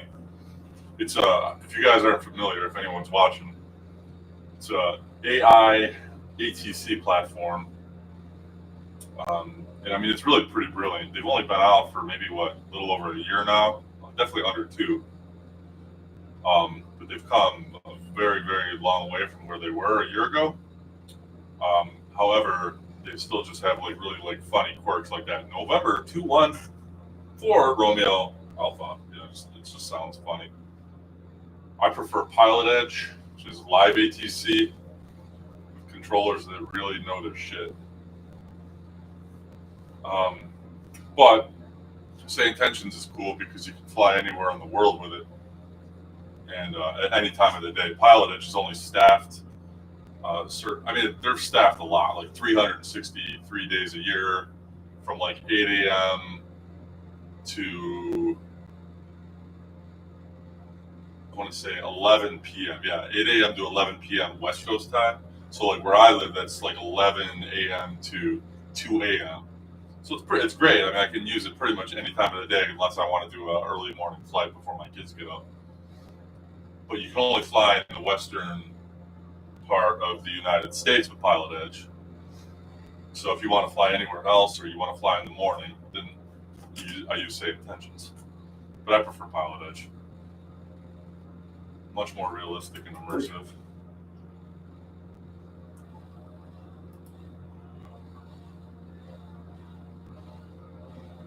Say Intentions is coming out with like this whole living world platform.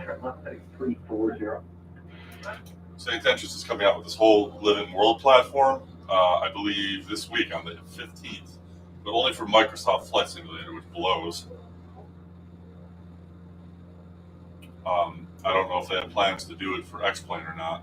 That's ultimately going to probably make or break whether or not I renew my St. Intention subscription. If they use the traffic injection for X-Plane, I'm definitely going to stick with it, like for the long haul. If not, I'll probably just do pilotage because I don't want to pay for both.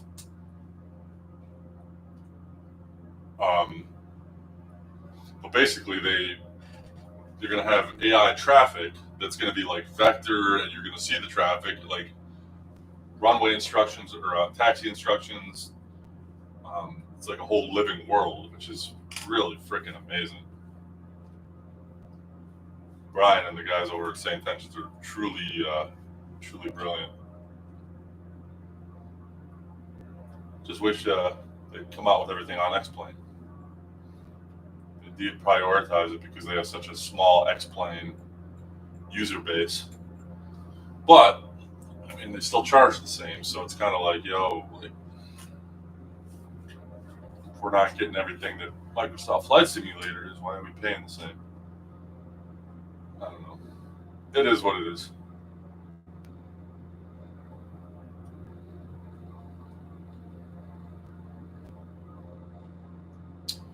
All right, I got an airport up ahead on the right there, my 1 o'clock. That looks like Clarion. Yeah.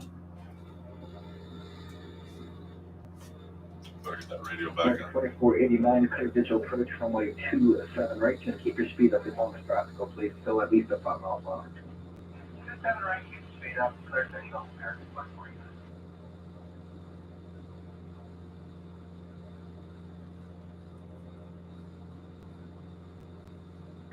So once I do land in Pittsburgh, I'm gonna plot my next course for another city. I don't know where I'm gonna go yet from Pittsburgh, but I want to fly like major city to major city in America and just hit whatever I hit. So I don't know which way I'm gonna go. I might go straight south. I might go southeast, go over to like Baltimore or DC or something like that. I don't know. Might go west. I don't really want to go west. I already did like a cross country west to east flight in a Cessna on this thing, and I posted all those videos on my channel. That was the only thing I posted that wasn't pilot edge rating. So now I'm doing basically something else kind of like that, but in a different plane using the Just Flight Cherokee. So I want to get more familiar with the Cherokee.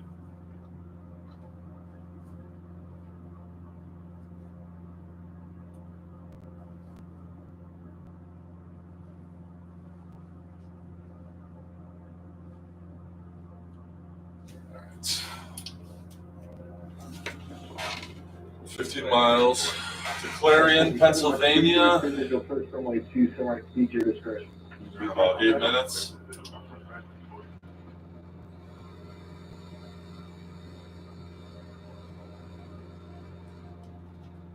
Should get to Pittsburgh in just over a half hour.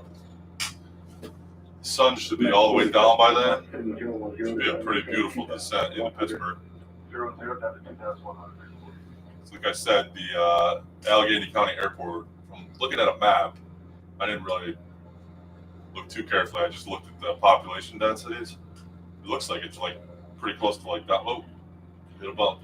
It looks like it's pretty close to downtown Pittsburgh, so it should be a pretty cool view at night. The X-Plane night lighting is awesome, but I'm not using the new beta because I was having some issues. That's what happens with betas. Kept crashing out on me. But the visuals are so much better. You can already see a huge difference. Everything looks kind of dark tonight.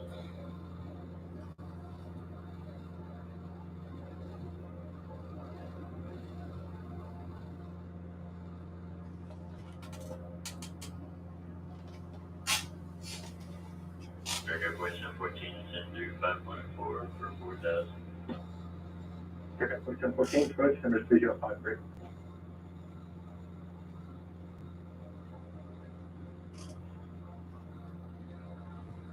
Man, I do really want to get Active Sky back on and do the IFR true IFR approach. But whatever, this will look better.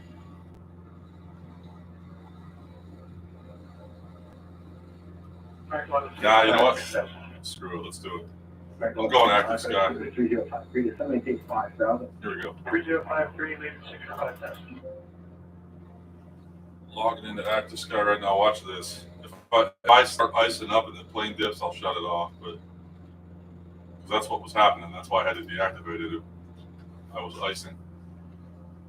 All right, watch this. Active sky should kick in. It's going to download the real weather, which is horrible right now in the Northeast. Yep, there we go. We're going to get some turbulence.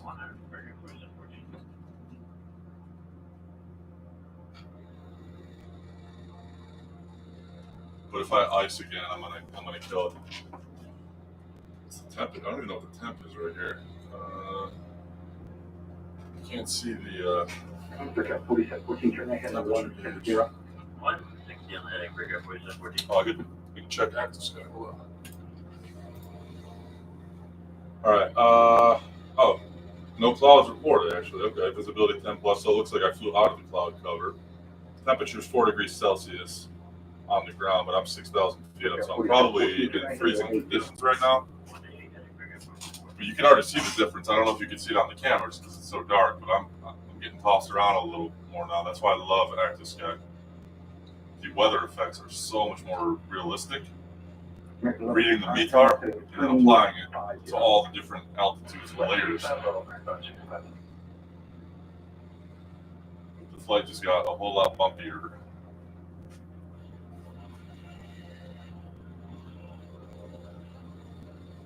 I don't know why I feel like the clouds are going to close in on me pretty fast.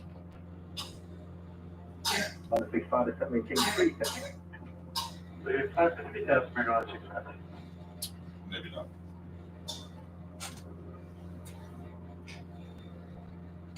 I see their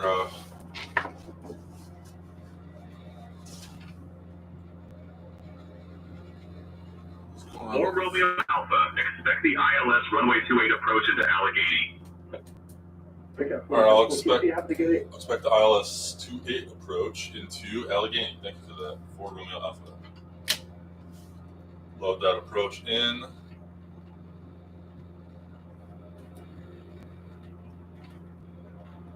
So we're going to do a real IFR approach and an ILS. That's going to be great because I've never done an ILS approach with this, so I wonder if the localizer and the glide slope are going to work,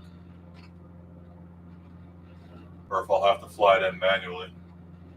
It'd be great if I could just ride it right in on the approach mode. That would be sweet.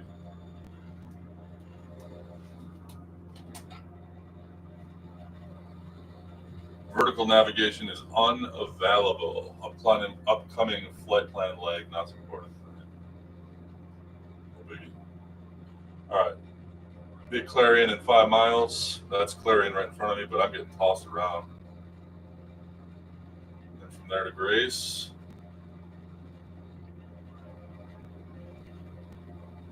Gupti. That's German. Fuldo. Runway 28. So I'll have to be down to 2,500 feet at Fuldo, and I think that's where I'll probably intercept the glide slope.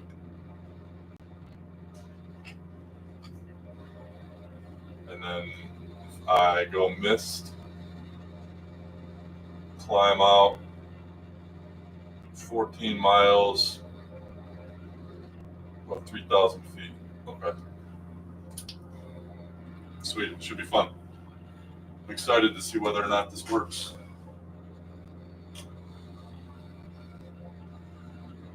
If you're watching, thank you. Appreciate you tuning in to my very amateur and new channel. It's just for fun. Don't expect this to go anywhere big. I'm not trying to do that. I'm more concerned with just documenting my flight experiences. And if anyone wants to tune in and hang out, sweet. Glad to have you.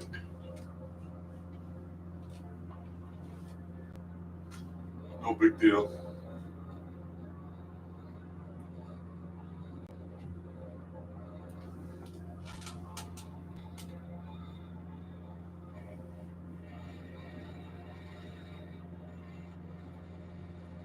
This night lighting is looking a little dark though.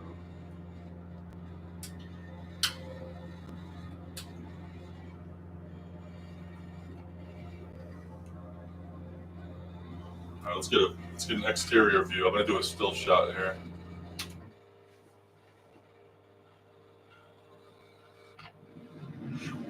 She goes.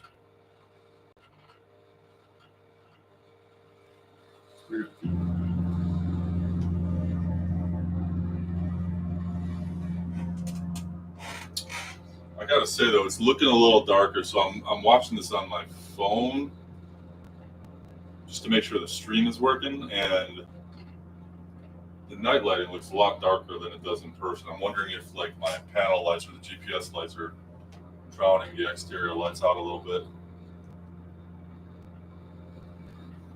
All right, turn heading 232, basically just staying right on this heading. All right, we hit our waypoint. Okay, 47, 14, contact our 118.5. Very good, 47, 42.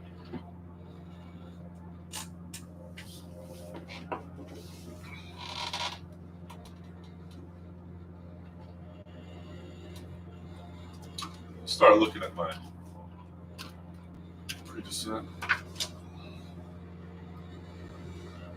So I'm gonna have to remember to enrich my mixture. Fuel is set to both. Get my ATC. I'm gonna actually get my ATC right now. It's a good idea.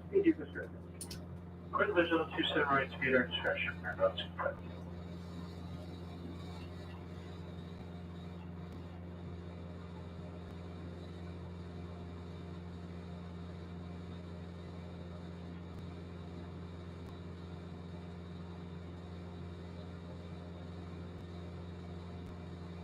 Not yet. It's still a little far out.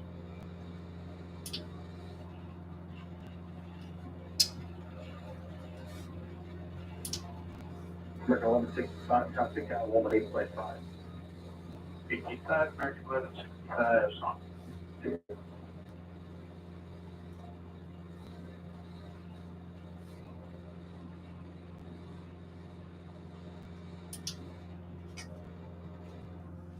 So the big thing is I got to remember to richen my mixture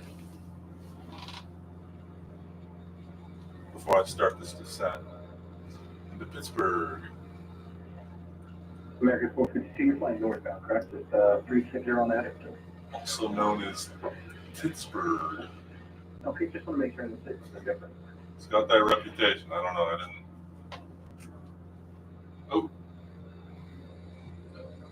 Yeah, I'm flying into clouds. Here we go. Active sky is about to consume me with clouds. So here's what's going to happen. I just flew into some heavy clouds. Very little visibility now. I'm basically flying pitch black.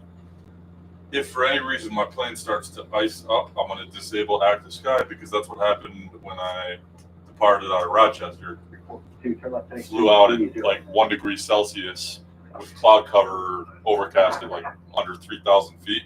As soon as I went into the clouds, I iced up. I couldn't keep it under control. So I had to disable active sky and just go with like my own customized weather where I wouldn't have to worry about icing. Because in the real world, I would never have tried that flight.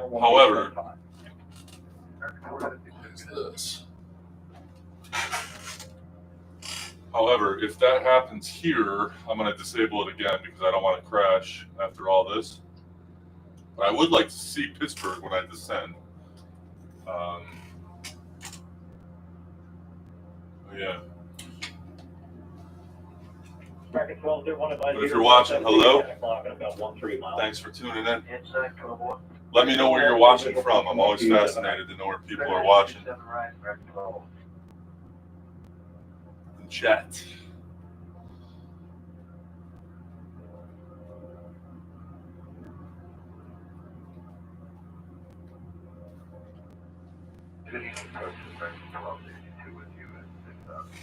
American 1262, approach flying 060, descend and maintain 3000. Heading 060, descend and maintain 3000, American 1260.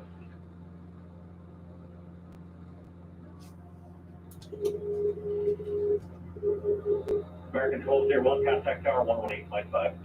18.5, American 1201. Picking up the Jamestown viewer. American 1262, turn left heading 360, descend and maintain 2,100. 7360. This is serious IFR flying ahead. Let's get an exterior view now with the clouds. Look at that cloud cover. I'm actually over the cover. That is going to be a dark descent. American 1262, report the airport site 10 o'clock, 11 miles. Yes, sir. Field in sight. American 12. American 1262, close visual approach on Lake 27 right. Visual.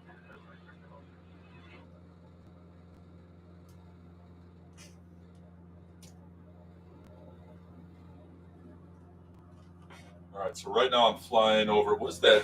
The Allegheny River, right? Or the Susquehanna, which one? I get confused. There's two big rivers in Pennsylvania.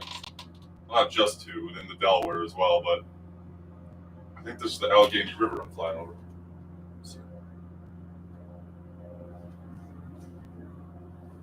American 1262, contact tower. I'm over East Brady right now, a town called East Brady, Pennsylvania.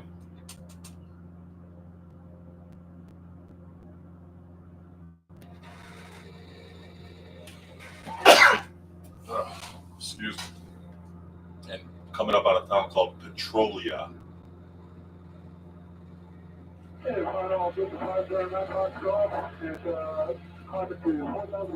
I can't see it. Dang.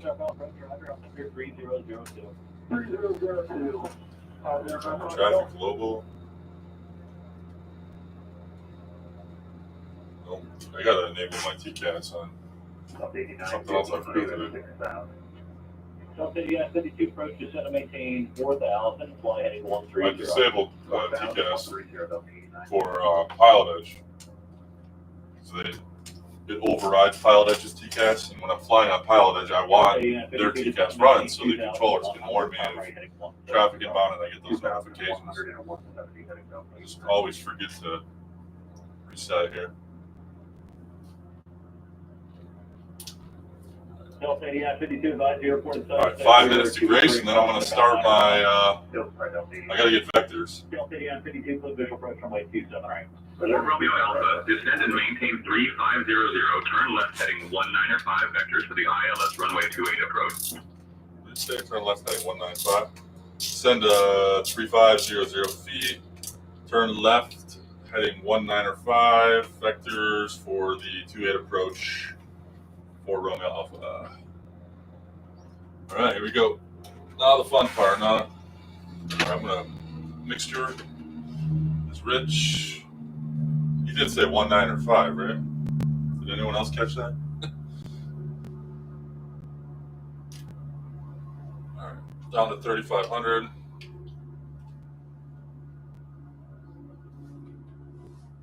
It's gonna be a dark descent. I'm gonna hold off on the landing light right now. I don't know what is going on, but I'm getting this weird light. I thought my television screen was cracked there for a second. My monitor screen was cracked. Oh, never mind. I'm so stupid sometimes. It's it's just the exterior of the plane.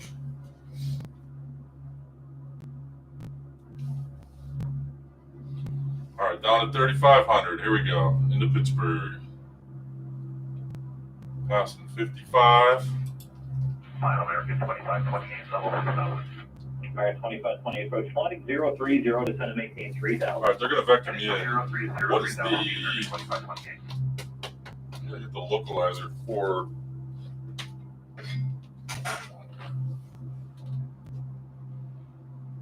Okay, 52, contact tower 118.5. So I gotta get the localizer code and approach for 2A.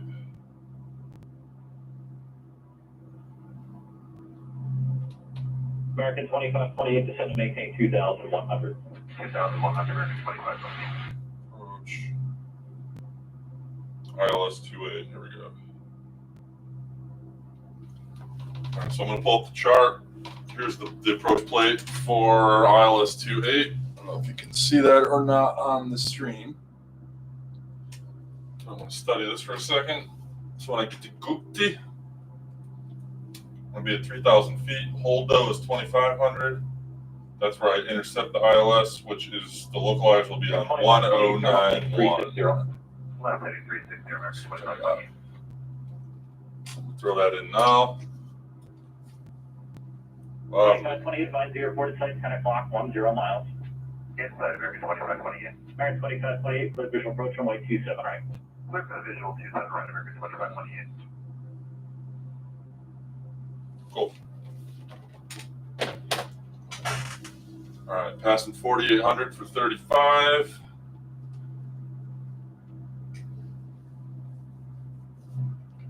Oh, here we go. Hitting some chop. I'm flying into the clouds now. This is gonna get bumpy. Hopefully I don't ice up. I'm gonna throw my PO heat on just to be safe. Because it's cold out. American 2528, I'm gonna activate this approach as well. 825, American 2528. Have a good night.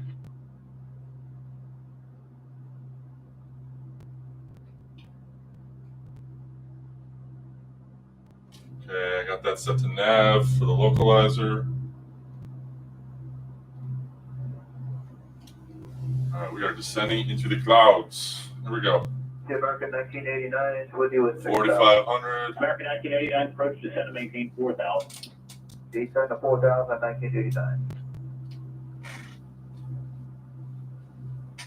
So dark. Gotta do my descent checklist here. All right, mixture's rich. Fuel set to both. ATIS. Did I get? No, I didn't get my ATIS. Hold on.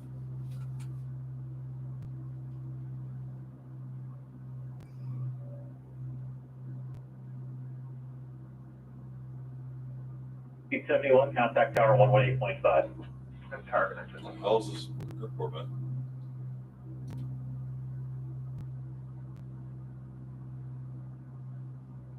Come on.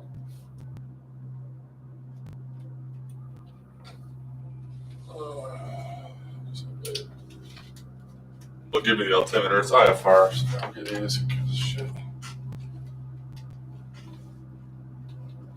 All right. 4,500 feet to go, and then we're going to hold at 35. 73, 1989. And they're going to vector us to the approach, try to intercept the glide slope, and then I'm going to see if this bad boy works. Going to see if I can ride the glide slope and the localizer in with my equipment on approach mode. If not, I'll fly it in manually, which will be not as easy. 1989, following the guide, or 2 o'clock. Eventually, yes, I am sequencing you behind 35 traffic as well, so I'll turn you base in a couple of miles. Okay.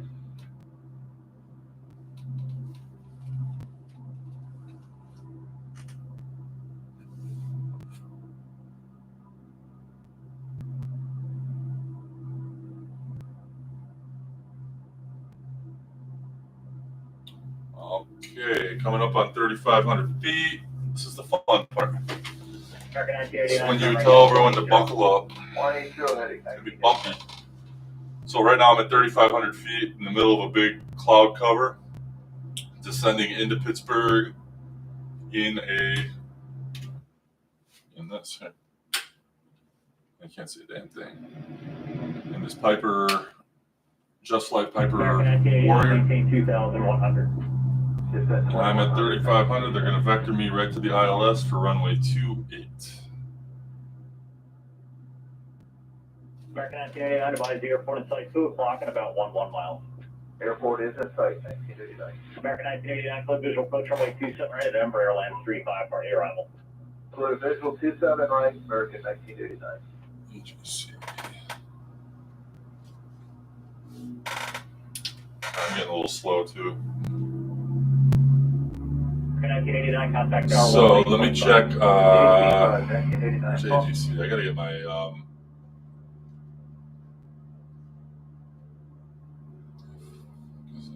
shouldn't be that far.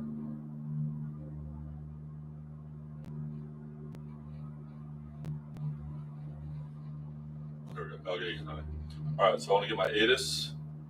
It's 12055. Make sure my altimeter is right. Check the wind.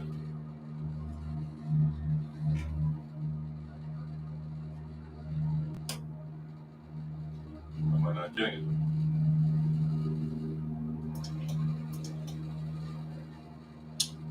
It's not playing my ATIS, so try again. Maybe I'm a little far. I'm 27 miles from the airport. I should be able to pick up the ATIS here.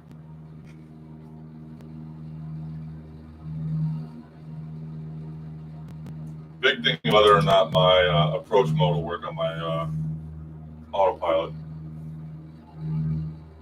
I've never shot an approach yet, an ILS approach with this aircraft, so this will be the first time I try this.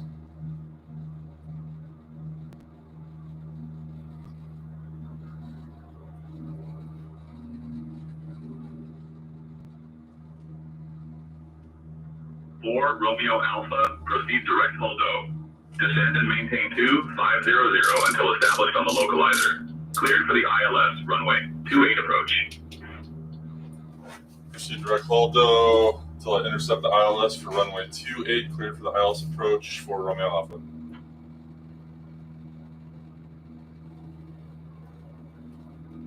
So we can get my ATIS. 0 feet. There it is. Arriving and departing runways 28. Direct holdo. Advise on initial contact. You have information, Charlie. Allegheny County Airport. Information, Charlie. 0153 Zulu. Wind 330 at 8. Visibility 10. Go direct holdo. Sky conditions. Solid overcast at 1600 feet. Solid overcast 1600. Not gonna see a thing. 2.1. Altimeter 3006. Density altitude 0 feet. Arriving and departing runways 28, 31. Advise on initial contact. You have. All right, coming through the cloud now. Coming through the clouds. We're gonna see the ground here. We're gonna be getting pretty close, pretty low. 0153 Zulu. Wind 330 at 8.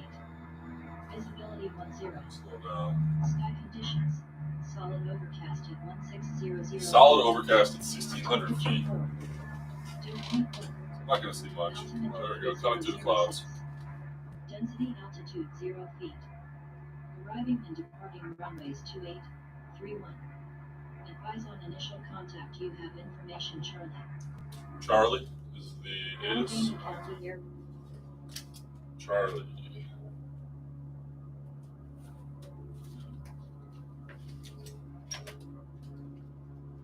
Okay. Hello, Pittsburgh.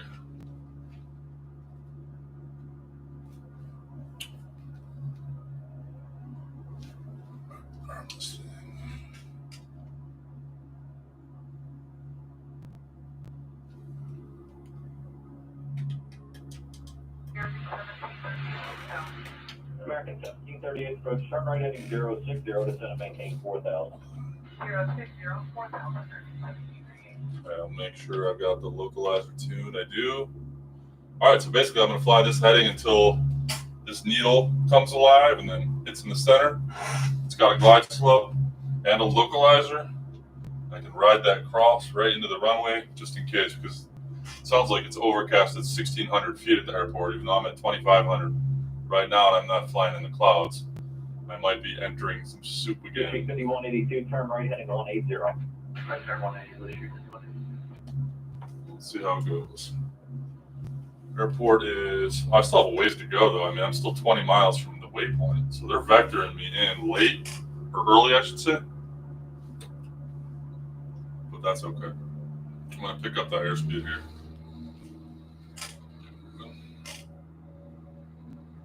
All right, let's see what this looks like. She goes. I'm going to shut up my landing light.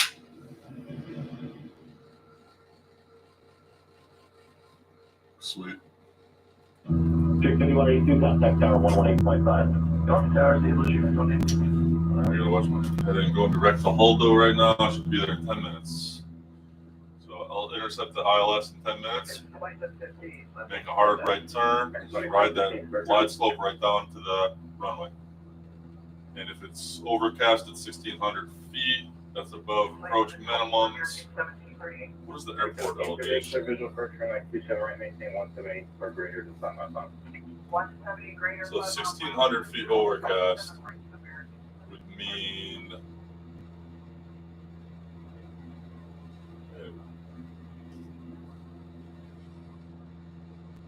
Oh, man.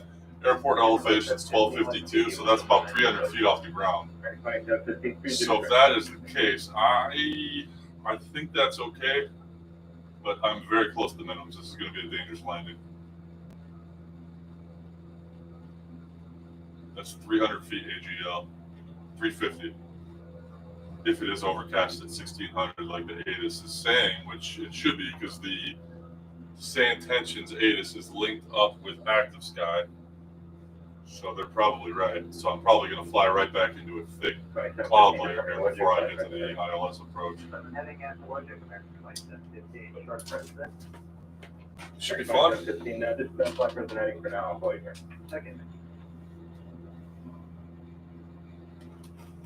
Lower Ural. Flying into Greater Pittsburgh now.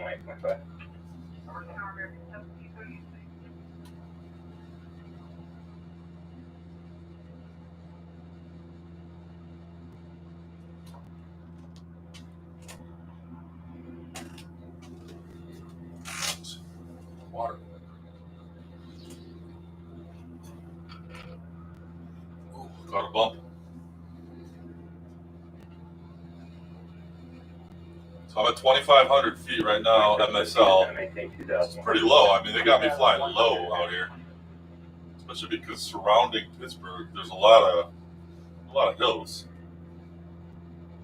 But this is the altitude for when I intercept the waypoint. But I'm still.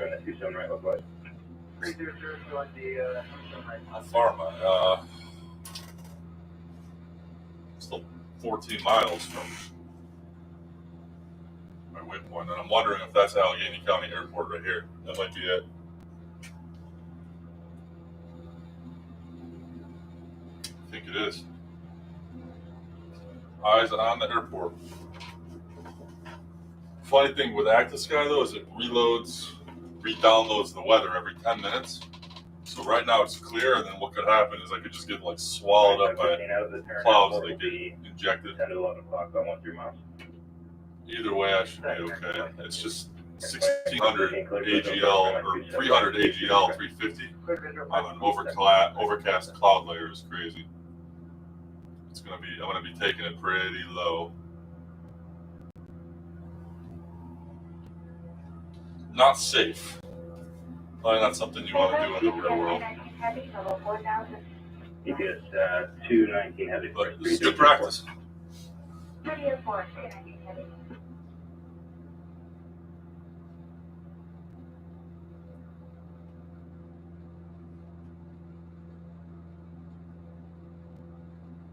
Flight 15, contact tower 18.5. Good day, American Flight 15. Good.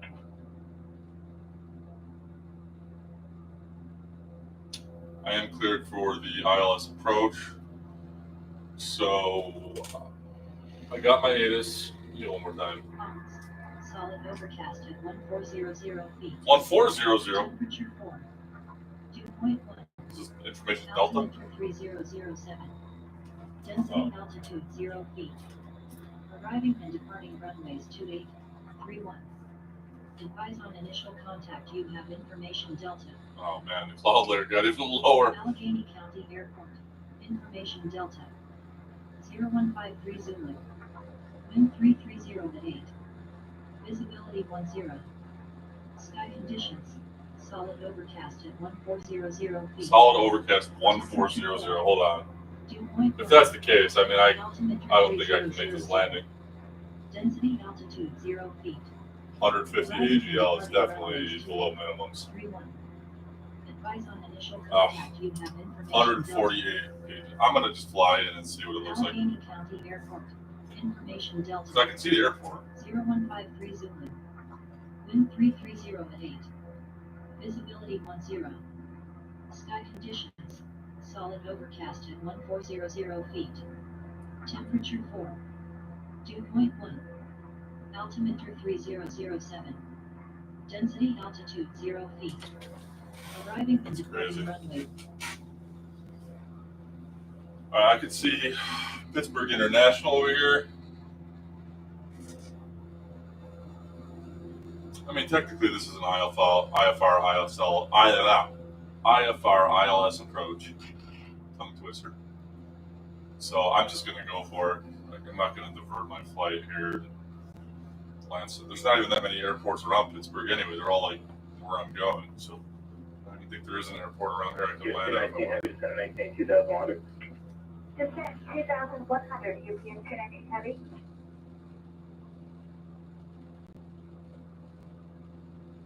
I lost the airport, UPS so 219 Heavy, turn left heading 360. there's definitely going to be a cloud layer. 360, UPS 219 Heavy.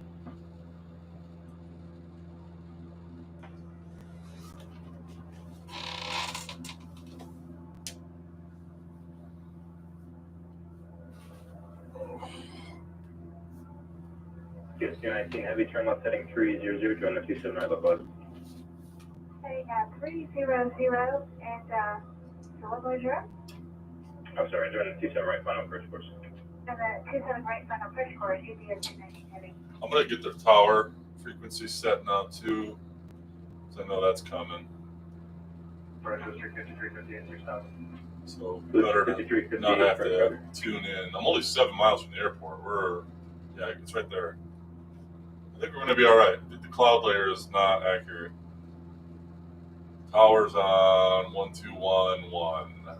So I have that on standby. UPS 219 Heavy. They're going to send me over. I'll flip over. 11 o'clock in about 8 miles. Fun landing. All right, I'm going to go taxi light, landing light. I should say on right now. UPS 219 Heavy, clear visual approach, runway 27 right. There you go. 170 knots, you're clear, good clock, no Wide slope is active. Final clear for the RNAV 27 right approach, UPS 219 Heavy. So this needle, UPS 219 Heavy, start to drop. I cleared it to the visual. Once that hits the center, Clear by visual. I'm going to be on the right path, which should be. I lost it. I'm too low. But this is what they vectored me at, so I'll just keep an eye on the needles.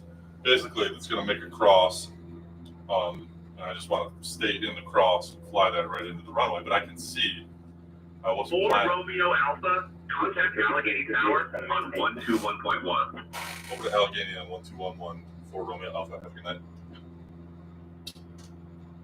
Allegheny Tower, Cherokee 214 Romeo Alpha is inbound for the ILS 28 for full stop.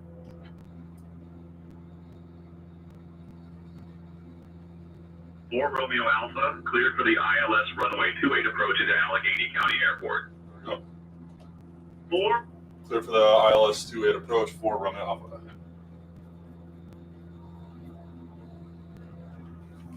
All right, here we go. So now, when these two needles meet in the middle, or at least the localizer right here, the vertical needle, I'm going to make my right turn right into the runway. It should be very soon.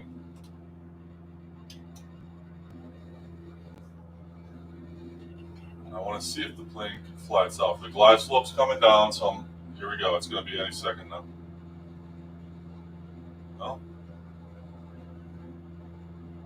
Yep, there we go. Bam! Look at how quick that needle's moving. I overshot it. I knew it was going to.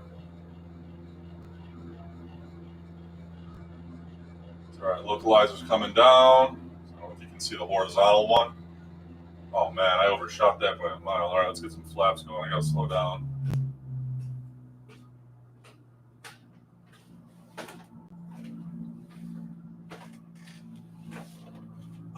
My wife is up. I'm doing a live stream and I'm about to land. I didn't wake you. I was coming in way too fast. That's why I overshot that. All right, go layer of flaps.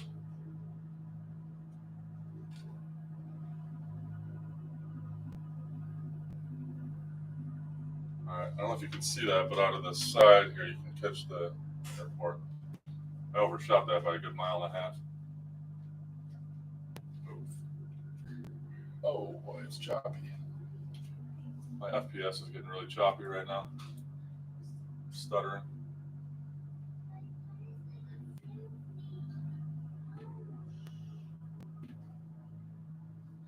Oh man, this is horrible. My frame rate.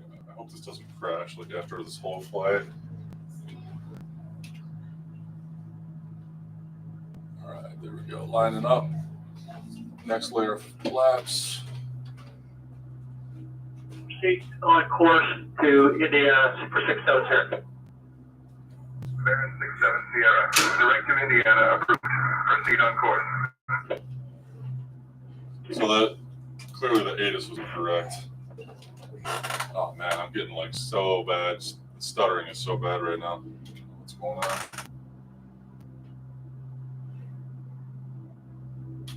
Shit. It's gonna screw up my landing.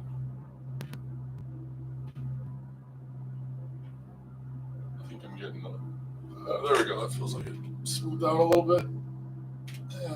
Not great, not horrible. All right. So the ATIS information was obviously incorrect because this is not overcast at 1,400 feet, considering that would be 150 AGL. I'm at 1,900 right now.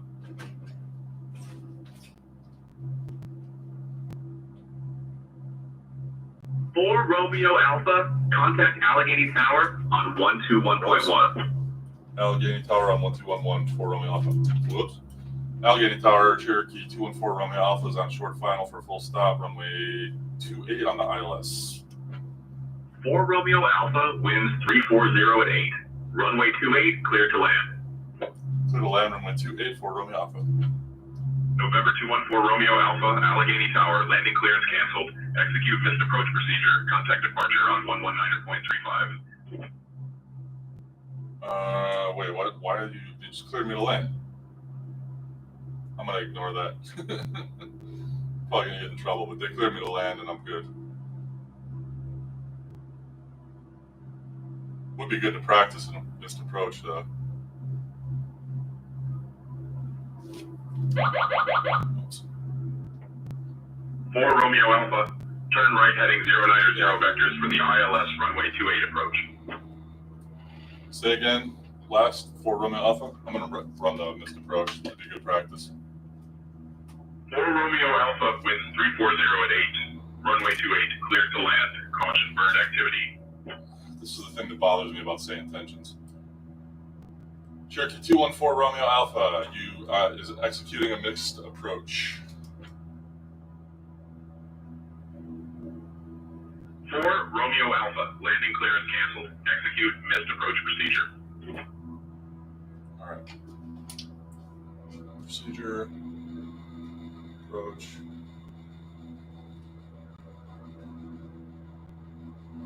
What was the vector? Cancel. For Romeo Alpha, turn left heading 115 vectors for the ILS runway 28 approach. Turning left heading 115 vectors for the 28 approach for Romeo Alpha. Good. Glad For Romeo Alpha, winds 340 at 8. Runway 28, clear to land. What are you talking about? Piper 0 Juliet Mike Roger, emergency aircraft. Say your intentions. How are they clearing me to land when they just told me to execute this approach? I'm gonna roll this again. Piper 0 Juliet Mike. Say your intentions. So that's the thing that bothers me about say intentions. Stuff like that. They cleared me to land, and then they told me to execute a missed approach when I didn't need to. That's not necessary. I'm gonna stay 2,500.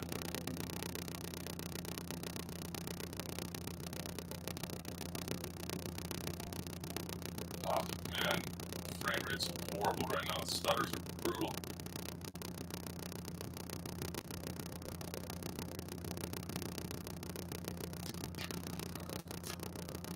I mean, I should have just landed. I kind of wanted to practice with this.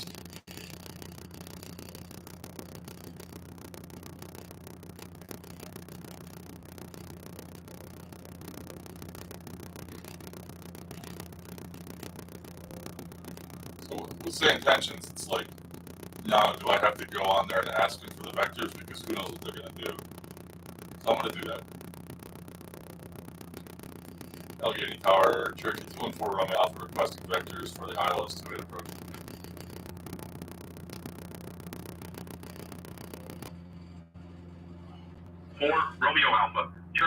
015.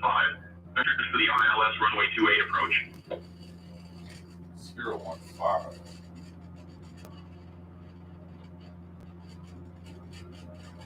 Say again last for Romeo Alpha.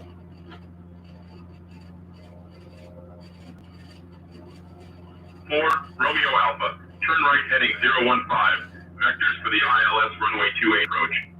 So you mean turn left heading? All right, I'm going to turn right heading.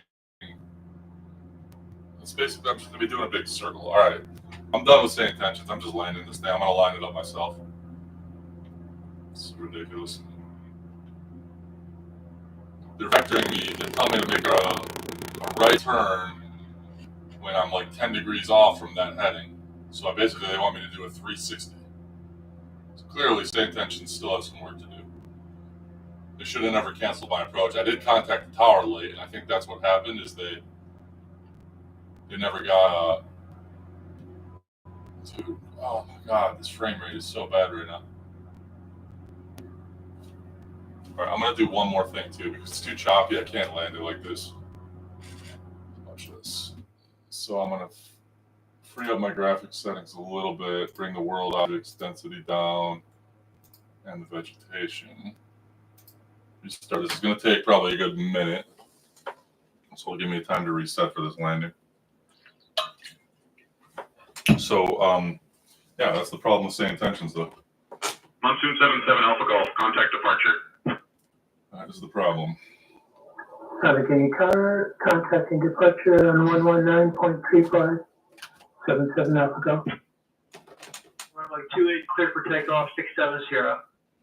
Baron 67 Sierra. Contact departure on 119.35.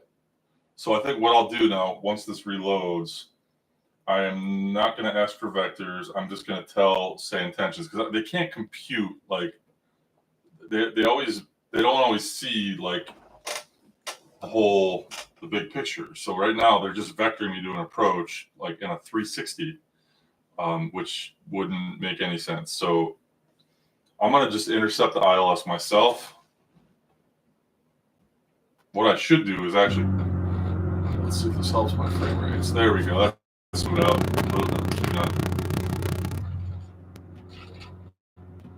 Oh, this is all screwed up.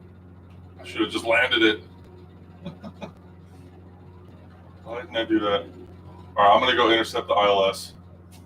And then I'm going to tell tower on the ILS right 28 and see what they tell me to do, see if they clear me to land then. If something's going on in the next plane. Tower Cherokee 214 Romeo Alpha is on the ILS for runway 28.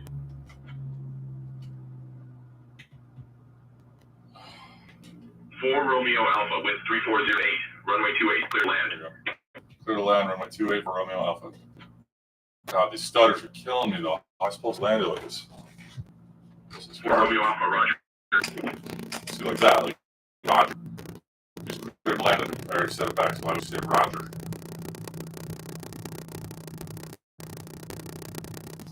Or this could be active sky before I land it. Hold on, one more thing. Disable active sky. I can't do this. It's probably taking a small flying in Pittsburgh. Disable active sky. Pull my panel back up. Let it breathe for a second. I need a smoother landing than this. All right, here we go. Come on. There we go. It was active sky. That was the problem. That was the problem. Let's get back on here. All right, notch flaps. Should be full flaps by now. Too fast.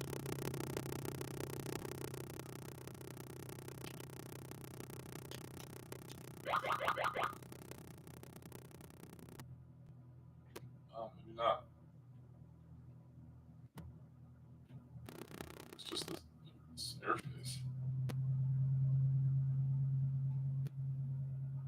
What is going on, man? There we go. A little low. Cirrus 8 Papa Delta, contact Pittsburgh ground on 121.7. Have a good evening. Alpha to the ground, thanks for that. Right to the ground. Hey, Papa Delta on the roll. Cessna 5 Papa Delta, Roger. There, we finally smooth it out. I gotta quit saying that. Every time I say it, it stutters. I can't see. It's also very dark. Where's my... There we go. Stutters are killing me. I can't land a plane like this. It's too choppy. Yeah, man, I couldn't even flare because I didn't know. I had no. Oh man, come on, just flight. It's so touchy on the 4 ground. Romeo Alpha, welcome to Allegheny. Contact ground on 121.7. Oh, it's stressful. We'll contact ground on 1217 for Romeo Alpha. Something's really wrong with this plane right now. What's the auto reloading? All right, let's just get off this runway. This frame rate and these stutters are unacceptable, though. I can't do this. Garbage.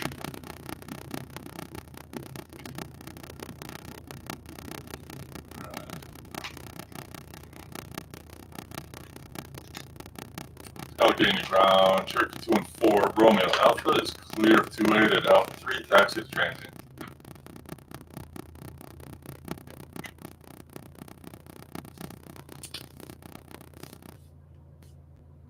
Try that again. The whole sim's just an hour right now. Allegheny ground, Cherokee 2 and 4, Romeo Alpha is clear of 28 at Alpha 3, request taxi to transient. Can't believe the sim didn't actually just crash because it's been so.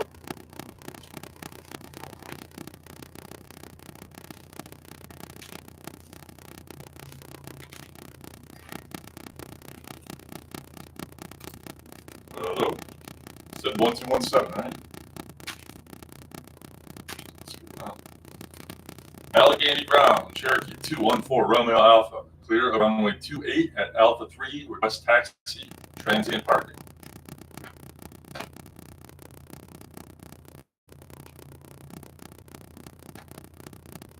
Romeo Alpha, taxi to general aviation parking at your discretion. Have a good day.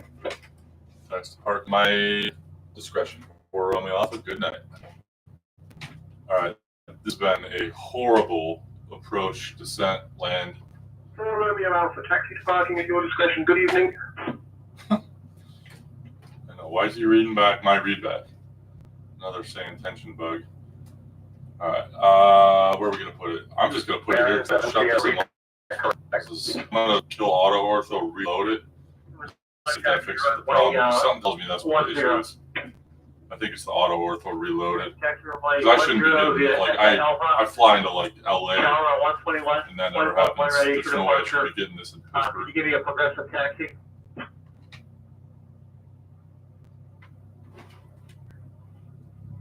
Tell you what, let me go over here. So it smooths out a little more. Excuse me. Don't mind the airplane, buddy. All right, I gotta get this off. This is horrible. It's right here. Perfect. Oh God. That was brutal. Painful.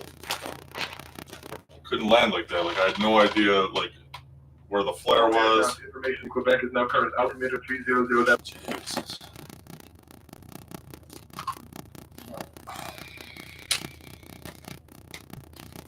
Flaps up, strobes off. Landing light off. Taxi light, torpedo heat off. Mixture, I'm gonna go to one tag, set that to the right tag. Trim set for takeoff. Transponders, altitude and spotting. Avionics off. Max full lean. Full lean max off. Oh my God, this is horrible. I'm getting like 14 frames a second right now, and then That's got to be from, oh, there we go, now it's back up. That's got to be from auto ortho reloading, because I fly in way busier environments than this. That never happens. Well-connected pilot, I fly in Los Angeles and it doesn't stutter, much less do that. Like, I thought the whole thing was going to crash on me. All right, cool. Well, appreciate you all watching, everyone that's there, if you were. Let me check this out, see if I missed anything. Cool. All right, well, I'm going to end this stream. So thanks for watching. Have a great night. Have a great weekend. I'm going to be back on probably tomorrow evening doing the same thing. So if you're bored, keep me company. Have a good night. Thanks a lot.